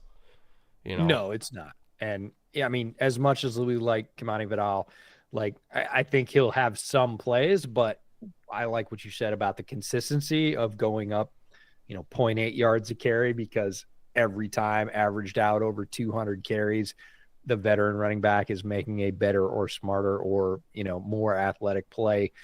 And when you add those all up over the course of a season, what you see is the cumulative effect of the running game being much more efficient, and therefore it's sort of back to the spirit of the original question. offensive play callers more willing to go to it, because when the disparity between your pass game and your run game efficiency is so wide, it's very difficult in a high leverage situation to go, well, we need to run the ball here. Well, Yeah. we do, but we're not as good at it. So I'm going to go with the thing we're better at. And if the run game comes up there, play callers are more likely to lean it. All right, 2nd and 8 for Great the Lions pass, here. bro. Whew. And great ball, too. Hell of a He throw to Laporta. almost threw that hard enough it was wobbling. Like that ball was just, the back of that ball was trying to outrace the front of that ball. Look at this thing come into Laporta's hands. It is not a tight spiral. Yeah, that's how you lose feeling in your fingers right there. He ripped that ball. I don't think Goff ever He gets caught enough. the back of it. I don't That think Goff ball gets was credit for the hustling. arm he's got, man. That was a rope. No, he can absolutely gun it. When I got reminded of that, strangely enough, I mean, not throws like that, but he makes plenty of throws like that. When he did that, was it Chad Powers thing? Oh yeah, Where he did the undercover quarterback go to the college team, and he like unleashes one and it goes like 65, 70 yards in the air, and you're like, okay, yeah, still got it. Well, Lions are looking like a killing machine right now. Efficient, effective, marching down the field. Goff is throwing with good pockets and plenty of time. They're very dangerous right now.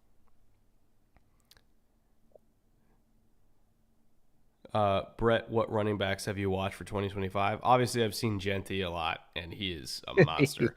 I haven't done a whole lot of work on the other ones other than Woody Marks, just because I watched a lot of USC games.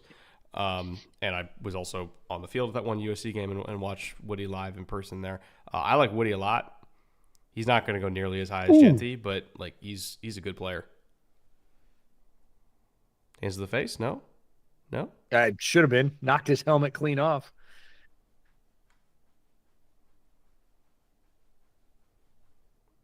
Oh, got it. Come on. No, they slammed the door shut. How about that? I really would have liked to see one step to the right there. And just try to glance off of it. And well, again, what you see from the TV angle and what you catch in the split second is very different. And I would trust David Montgomery's vision over mine any day, because he's had thousands of runs at this level and I haven't. It looked like there was a much easier go of that about half a step to the right. Let's see if they can punch it in here. Love the play action. Easy money. Yeah, the play action was, they were going to bite hard on that no matter what. And they kind of had to, because if you don't, you're going to get it run right down your throat. So it's, which way do you want to die? And they chose to die going forward. And I can't fault them for that, but it made a big gap behind them that was easy for Goff to exploit. It's one of those like, hey, we're all getting upfield. Middle's going to be vacant. DBs, don't lose. Yep. Like, you're not getting any inside help. Don't lose. And he lost. And it's not just the threat. Like, literally, we've run and we've run and we've run and we've run. Yep. Like, and we're going to go hard play action, and you got to bite. Like, you absolutely have to bite, because otherwise they're just going to run it in and it's going to look like you didn't try. Again, which way do you want to lose? Pick your poison. They lost anyways. Hell of a game so far. 3-point game. Green Bay's still in it. Living up to everything we thought pregame. This is absolutely worth the hype so far.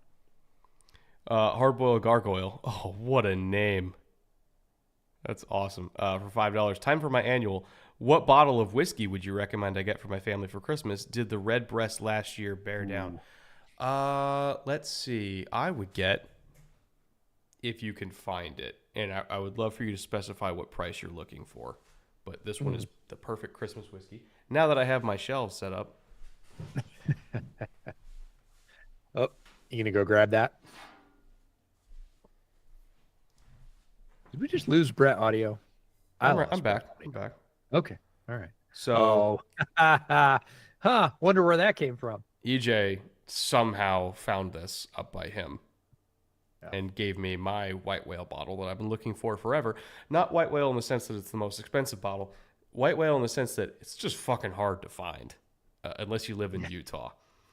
And I got 2 of them last And you year. got 2 of them. This is a Midwinter Night's Dram. Uh, This is a blend of straight rye whiskeys finished in port barrels. It is one of my favorite whiskeys on earth. If I was going to describe it, I would say it is Christmas in a glass. So if you want a whiskey for your family for Christmas, go to High West. Well, you're not going to go to High West and find it because they release it like every October, November. yeah. Midwinter Night's Dram. Do whatever you can to find this. It is unbelievable. It's good. It's a lot. My first time having it, you had it the year before, but you didn't get a bottle of it. You were able to get a glass of it, a pour of it. In St. George, my Utah first is where I time- found it. Yeah, and my first time having it was last year. Found a bottle of it. Bought it because I knew of its rarity and its quality. And then like a couple months later, I was at a grocery store of all things, and it was on an end cap with like a little printed out 8.5 by 11. And I was like, you gotta be shitting me. So I just texted Brett and I was like, okay, you want one? He's like, hell yeah. So but went through the bottle I had, and we drank a little bit of it in Summer Series actually. But the first time I got into that, it is intense. It is very full. It is very rich and warm. It is a lot. It is right up on the level of what I would call athletic drinking, which is, it's not just something you're going to sip for the fun of it to just have. You're going to try it and enjoy it, and it is going to kind of try you back. And that makes it, a great sipping glass to sit around a fire when it's cold outside and just sort of enjoy. But I would not call it a casual whiskey in any way. Not casual. Definitely delicious. Mm-hmm. Yes. Yeah, no, it is full, it is bold, it is quite good. I'm glad you got the Redbreast. That's excellent stuff. If you cannot find Midwinter Night's Dram, which you might not be able to, depending on where you live. Some people find it fairly easily. Some people really struggle. What would I recommend? I would try a bottle of Angel's Envy because you can get that almost anywhere, and it's great all the time. Like, Angel's Envy or Woodinville. Woodinville's now nationally distributed as well, if I recall correctly. And their port cask finished bourbon is fantastic. Yeah, port cask finish is kind of the cheat code for just about anything. Yeah. Like it's an amazing finish. All right. So penalty on the Packers. Detroit just looks loud. That's a great shirt. I liked the Lions before it was cool. I want one of those. I love that. That looks great. That's amazing. See if they could bow up here. Because if they stop him on this drive, that might be all she wrote. Oof. Carlton Davis, he's having himself a game. He's, he's been victimized a couple times, but true to his nature throughout his career, physical player. You can get me once, you're not going to get me again. And if you do, I'm still not going to back off. I've always appreciated the physical nature of him playing corner. I love corners to tackle, and that's a corner that tackles. Did you see that Cooper DeJean tackle on Derrick Henry? Hell yes, I did. Oh, my God. I don't miss that kind of thing. Hoo-wah. Textbook. We're running double threes on 2nd and 14. Oh, Let's look go. out. Oh, he got away from it. How did he get out? Oh, what a throw. Are you kidding What me? in the world? That's that is big the gamble boy play. that is Jordan Love, but that is a winning gamble. That's why LaFleur puts up with the interceptions. Not everybody can do that. In fact, the list of people that can do that over coverage, again, that is not bad coverage. He is in great position. Look at this. He touched it. How the fuck did he make that touched throw? It. Oh, you got to be beside yourself as a defender. Like literally, I had my fingers on the ball after we missed the pass rush by, you know, 2 inches. Wow. That's a Rodgers play, man. Like that, there's no other way. Very, That's a Rodgers play. very much so. Like it just escapes and breaks your back at the same time. And he's the reason why they always have a shot in every single game. Like if you're just looking at success rates in this game, like it's like Detroit's been controlling it. It's not close. But they're only down by 3 because they have Jordan And Love. there's a reason. And that's the reason he's wearing yellow cleats right now.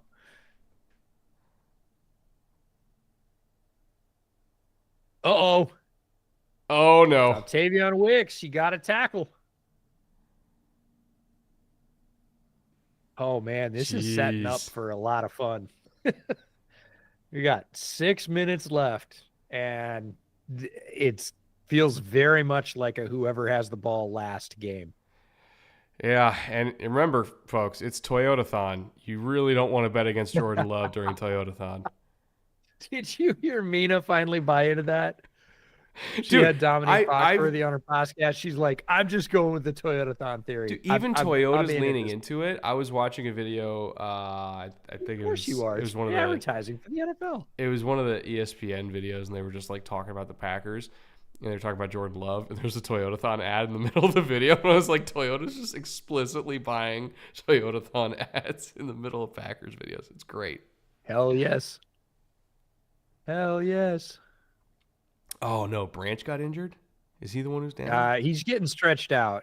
They're down with him on the field. It looked a little bit like cramps. They're pulling his toe down. And again, we talked about this earlier. We mentioned it in this broadcast that Branch is gonna get dinged up. He leaves it all in the field, physically and otherwise, and takes a toll. And we're late in the season. Nobody's feeling great at this point. Nobody that plays NFL football regularly at this point is like, no, I feel 100%. I hope that's just a cramp. Yeah. He's walking a little bit more like a sprained ankle or something. I don't love that. Or if maybe he caught it on something. I mean, shit, you've taken studs to the ankle before. Oh, and the shin too. Yeah. That's the thing about playing soccer. I mean, yes, you wear shin guards, but it doesn't matter. Above, below, sideways, they get kicked off, slid off, whatever. And yeah, my shins look like a mountain range from the calcium buildup. All right, let's see what we got here. Going empty in high red. Look Let's at the go. protection. Oh man, he got whacked. Oh, Yeah, yeah. they might pull him. He's not getting right up. He's like, Nope. get me up. They're like, no. Stay No, down. no, yeah. Trainer came back. He's like, hey, no.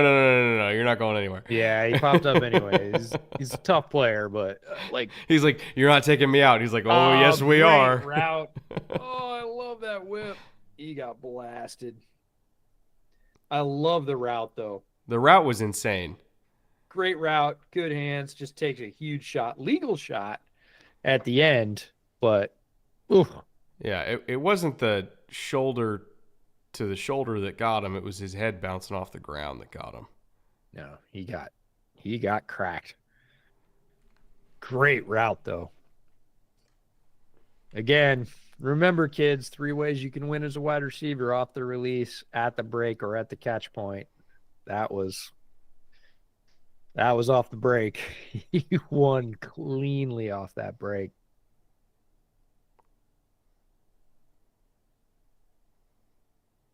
Okay, going to run what you brung. This is Yep. going to what got you there. Anytime you see that 8-man surface up front, it's like, all right, we're just gonna run duo and see who wins. Dude, this is a war inside. We got helmets coming off. We got guys holding their arm, hanging after the play. Like these two lines are going at it down in the trenches. And I'm sure Aiden's just, killing himself up in the booth right now. But God, I'd give anything to be in that.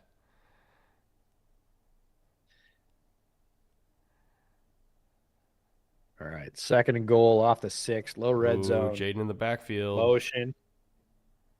Oh, he got tripped up. Oh, that was the one they wanted too. And they still Flags all scored. over the place. That You could was a tell flag they fest in the corner. they wanted that slide to Jaden, and he just stumbled because he hit somebody's Yeah. foot. I think they Yeah, I called think on the this one's Packers. coming back. Yeah. Echo Warrior for Oh, yeah. $10. Thank you, Echo. Welcome back. Got to the stream late as I'm on vacay in New York, but had to stop in and say hi. Also, I'm torn. AR stats have been similar since he came back, but he looks and feels so much better. Is that just me? No, AR looks way better since he's come back. Like I don't think it's even debatable. Like since he got back from benching, he's just been a better quarterback. He's unfortunately had to deal with his tight ends being terrible, but like if you're just watching AR play, especially the all-22, and you're charting it, like I think benching him was the best thing that ever happened to him. So he's on the right track. I'll give you that. But good God, they need a new tight end. Did you watch the replay? Watson just waged war over the middle. He wiped out like 3 guys. Yeah, that's the North Dakota State in him, man. That doesn't leave you. He was just throwing forearms and like, oh, I ran into you too. It wasn't really mesh. It was more like mush. Leo for €5. Thank you, Leo. Hello from a French fan who can finally stay up the whole live. Just wanted to say thank you for all the content. Thank you for staying awake all the way in France. I know it's early hours for you right now, but thank you. We appreciate you being here. And you are the reason that we are an international podcast, plain and simple. We keep getting reminded of that. Sometimes we say we're a national football podcast. We are incorrect. We are an international football podcast. And it is because of fans like you, fans of Brazil, Germany, Australia, every time. We didn't do it tonight because I was out at halftime, but we usually ask you to type in where you're watching from. And every week we get Faroe Islands and Sweden and Bombay and Taipei. And like, it's just, yeah, it's crazy. It was a hell of a tackle to get Love down. Yeah, he got smacked. Oof, face first into the ground. Yeah, he basically tries to stiff arm him, misses, and he paid the price. That was a rough takedown. But he's a runner at that point, so yeah, no, it is what it is. Yeah. Man, tie ball game. This one has lived up to billing. A lot of times we say, oh, it's going to be a hotly contested contest, or both teams have a chance in this one, or whatever else. Like, here we are. Again, podcast coming out tomorrow, talking about things we think we know moving into the last month of the season. And one of the things that I said I think we know is that the NFC North is back. And this game has done nothing but reinforce that for me. Eric Novella for $2. 2024, the reemergence of the running back position. What's funny is it's a reemergence of a lot of the running backs that we already knew were good. They just went to better situations. And so we got to be like, oh, yeah, they are pretty good, huh? And people started using them again. Run rates are up. Run success rates are up. And again, the NFL is a copycat league, and folks are going to lean into what works. And if running success rates are down, you're going to see less runs. If running success rates start to climb again, you're going to see more of them. And I love the efficiency, and I love big plays. It's great to see big plays in the running game. I know a lot of folks that say, don't reward dishonest football. I mean, would you rather see a really well-blocked trap play or another underthrown ball down the field for a DPI? Yeah. I'm sorry. I'm voting trap play. So we're about 3:30 left. Lions have all 3 timeouts. It's a tie game. The question for Detroit. It's a big question, right? So if you count the 2-minute warning plus any potential Packers timeouts, do you try to get a chunk and set it up so that you're scoring inside the 2-minute warning, like just inside the 2-minute warning. So you burn that for the Packers, even if it's a field goal, right? Knowing that you still have 3 timeouts in your back pocket so that you could still control that last 2 minutes if you need to. Basically, the question I'm asking, would you rather have 1 more possession or 2 more possessions in terms of how it's timing out? Because 3:30 is kind of an awkward amount of time, right? Now, if anybody can still, force a square peg into a round hole in terms of time management, it's going to be Detroit. Like they can call a drive to fit any length of time, but because of the amount of timeouts they have, plus the 2-minute warning, plus the Packers' remaining timeouts, it doesn't feel like this is there's only 1 more possession left in the game. It feels like there's multiple possessions. So it's like, if you're Detroit, are you trying to make it so there's only 2 possessions left in the game and the Packers have the last one? Or are you trying to set it up so there's going to be 3 possessions left in the game and you have the last one? That is the interesting dilemma here. And quite frankly, I'm not an analytics guy, so I don't know what the answer is. Or are you trying to grind them into dust and never give the ball back? Well, you run the ball on 1st and 10 and see how you feel. That is the doctor's version of take 2 of these and call me in the morning. Oh, or you rip one to JMO down. All right. I think we know what the answer is. It's 3 possessions left in the game, and this is the first one. Yeah. They've been waiting for that. They have not hit one of those all night. Green Bay has hit theirs to Watson. Detroit has not hit theirs to Jameson Williams, who occupies a similar, not the same role in their offense. And I don't want to say they were saving it because I'm sure they would have liked to hit it earlier, but it certainly is a nice start to what is going to be an impactful drive. Oh, yeah, another play action shot. Like they're going too easy. They're trying to set it up for them to have the ball last inside 2 minutes. Man. And Tim Patrick, just when he was added, he's had such trouble with injuries, struggled through him in Denver. When he was healthy, he was such a difference maker, but it's been a while since that had happened. And when he moved over to Detroit, a lot of people were like, yeah, whatever, Tim Patrick, he's not going to be there. And I'm like, healthy Tim Patrick, when he doesn't have to be the guy, is a really dangerous option. He's had a tremendous night tonight. Glue guy. In every sense of the word. Glue guy with a couple of touchdowns. All right, now they're trying to pull it back a little bit. All right. Yeah. Got our chunks slow down a little bit. Yeah. We got 40 yards in the first 2 plays. Hold up.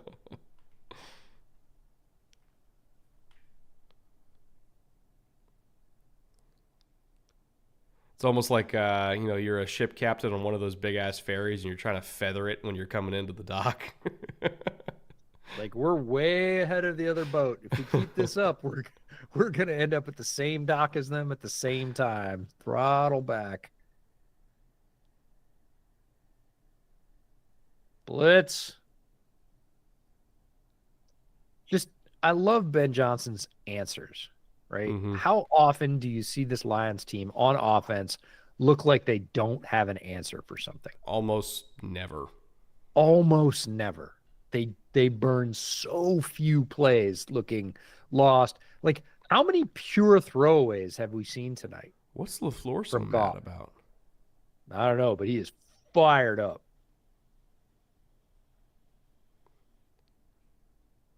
Yeah, he is not pleased. I would say not. You must have thought they missed a call on something. Yeah, I would say so. Blitz up the middle, screen, no problem. Blockers in front, first down. I love it. I want it. This is me and my Robert Downey Jr. moment of Iron Man 2. I want one. I want one. You can't. No, you don't. You can't have. I want one. I want a Ben Johnson. Yeah, the McCaskey spending $15 million on a head coach. That'll happen. Did you model in Tokyo?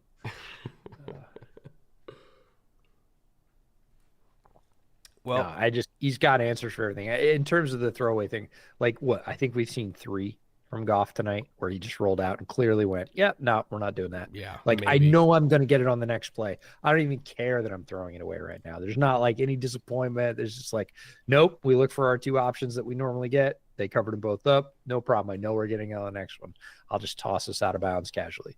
Like, in sum total for a game with this many plays that you have like 2 to 3 of those, like they always have an answer. It's ridiculous. So Goff is at 206. I need him to get to 253 and a half. Goff's already hit. Yeah. Kraft hit. Jaden, if Jaden gets a touchdown and Jordan gets like 45 passing yards in this next drive, which is possible, you're going to have to throw it. At that point, I'm good, right? Because it's a flex entry, so I only need 4 out of 5. So we're in a decent position as long as Jaden scores. We're not bad here. And then if they come back and Amon-Ra, finishes it with 3 receptions, cool, we're good. Yeah, we got a question really early on that said, I took the under on St. Brown for receptions. Am I cooked? And at the time, I was like, yeah, you're probably cooked, buddy. And shoo, have they shut him down. He got like 3 in the first drive and then 1 the rest of the game. Then, hasn't touched it again. And that's, again, Tim Patrick is an option they didn't have last year and has stepped up big time. And he doesn't need to. And I think Amon-Ra St. Brown, as a player, is fine with that. Like, not having to be the guy that always has 10 catches, 117 yards, and is just focal point. He was that earlier in his career. At this point, he's literally had no catches in the last 3 quarters. Offense still looking great.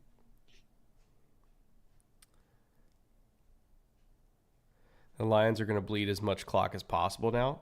They very well could. But the Packers do have 2 timeouts, so they might try to go run heavy first to bait out one of those timeouts to only leave them with 1. Okay. Total random non sequitur. Huh. When they make a movie about Matt LaFleur's coaching career, why do they get Ryan Reynolds to play him as the lead? I could see that. I can see it because I just saw it, and now I can't unsee it. Yeah, I 100% know what you're talking about. It's not like there's any particular physical feature, but it's he honestly just put kind of together looks like similarly. Yeah, hair's a little bit different, but he honestly just kind of looks like him. And if you'd asked me that like a week ago, I'd have been like, no, they don't look like each other. There you go. All right. Flag. Let's see how this one works out. We are under 2 minutes, $1:48 left, tie ball game. Detroit obviously driving. Ooh, that's a crushing hold. LaFleur's been in his ear, and they get a call. Like, don't tell me it doesn't matter. Yeah, he's been yelling at them for about 10 minutes straight. He's been ragging on him, looking for a call, and he got it on the road. It's impressive. Who plays Dan Campbell as the antagonist? Goldberg. Who? Goldberg. The wrestler. Oh, yeah. I can see that. Yeah. Or who was it played Thanos?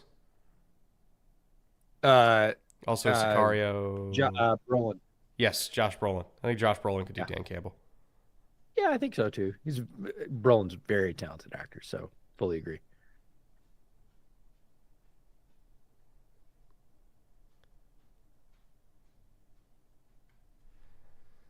All right.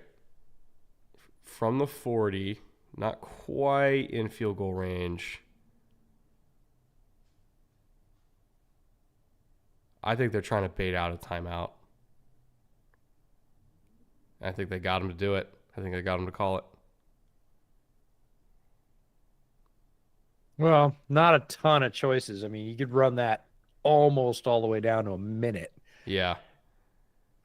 You kind of have to. They had to do it, but the whole reason they ran the ball there was they're trying to get Matt to use it. Oh yeah, they're not going to, again, as a fan of a team that makes not smart decisions on a weekly, but hi, my name's EJ. I follow Bears. They don't make smart decisions. Hi, EJ. They would throw it right there. Quick incompletion, and Yeah. Packers are like, cool, we don't have to call a timeout. Awesome. Neat. The Lions are like, no, we need to make them call a timeout. We need to run it. We know we're not probably going to get anything through the middle, but just hold on to the ball. Okay. Like, it's just both so refreshing and yet foreign at the same time. Yeah. It's not a yardage game right now. It's a time game. Oh, Oh, that pass, let's bro. go! Oh, my God. Montgomery absolutely put that guy ass over tea kettle. That was awesome. That's the fucking Simpsons meme of Ralph jumping through the window. Like, that's just. Ah! Watch this. David Montgomery absolutely massacres this blitzer. Whoo! Okay. Yeah, not as effective, buddy. You're going to get up and hit Goff, but the ball's already gone. Easy completion, too. Was it Amon Ra? All right, we're only It was short. Amon-Ra Two catches St. short. Brown.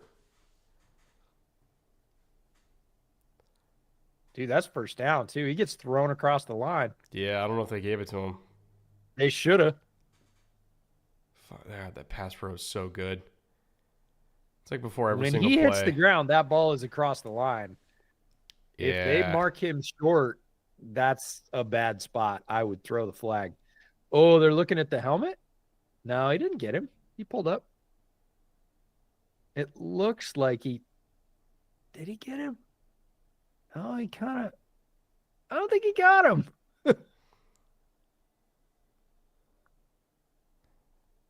Yeah, replay assist called that off.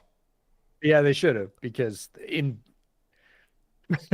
the strangest turn of fate, if you looked at that play 0.5 seconds away like, from grazed him and then pulled back. Of course. Yeah. You're like, of course he hit him right in the mouth. He didn't.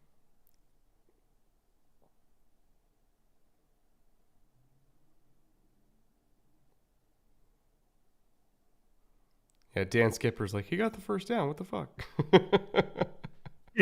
He should be. Like, he came down across the line. That should not be third and inches. It might be. It's actually more advantageous for them to not give it, though, because now you could just run the ball and get the first down, and that's even more time you're bleeding. Like, the Packers are helpless at this point. I fully get it, but I also think that's not a great spot.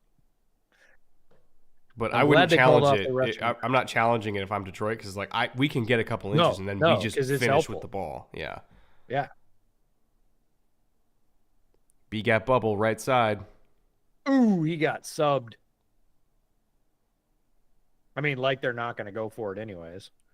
Monty's holding his shin? No, he's fine. Oh yeah, he got subbed out, like pretty hardcore. All right, does he do it? It's a tie game, so you're not necessarily punished if you don't get it. And you have all 3 timeouts. Do you go for it on 4th and 1 so they don't get the ball back? That's a big balls call right there. He's running it down. He's running it down for the kicker.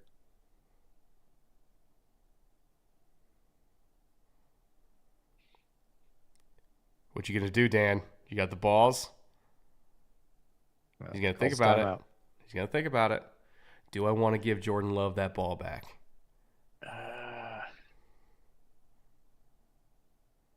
Stay loose. I think they're gonna go for it. I don't know. He has been relentless tonight in short yardage situations. It has not even been a question. So the fact that it's question is a thing. By the way, shout out backup safety in the game, making a play late in the game. Anderson, like, that is a huge play for a guy that came in because Evan Williams got hurt.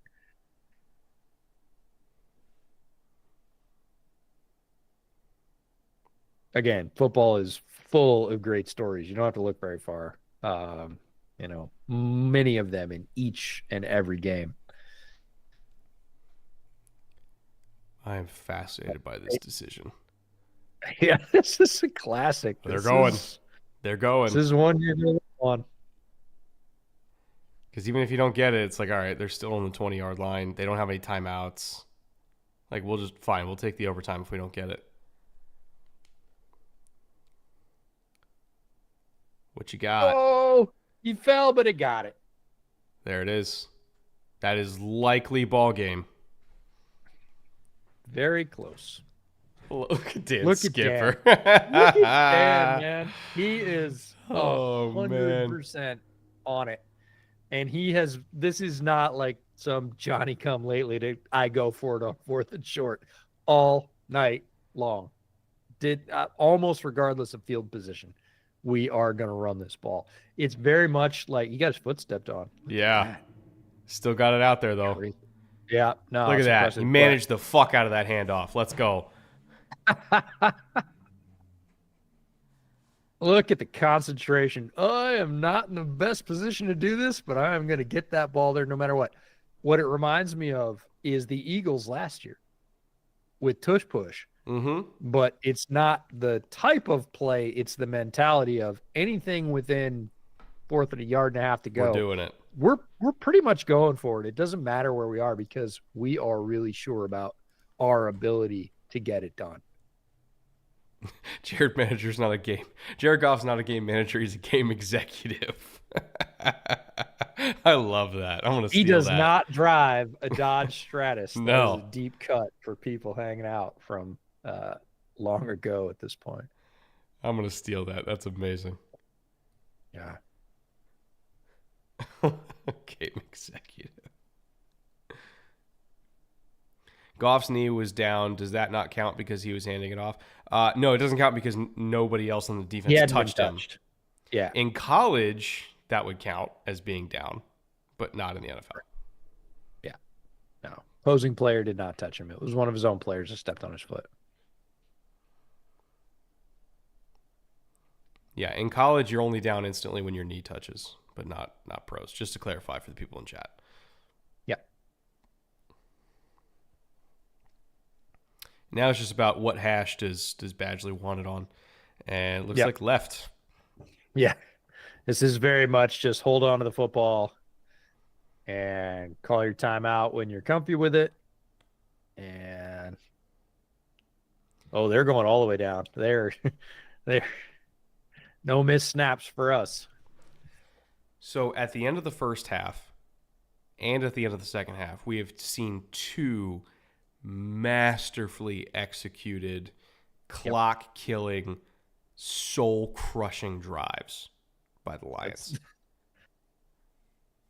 That's what I said right when it started. And again, got two huge chunk plays to start it off, which kind of made me waver a little bit and be like, oh, well, maybe it is 3 possessions. Like I said, or you just grind the living snot and never give the ball back. Guess what? It is grind the living snot out of them and never give the ball back. They just take your will. They just take the air. Like you can't breathe anymore. They just take the air out of the room. Like you don't get any more chances. Like there's just no other team like them. Other than Philly, I suppose.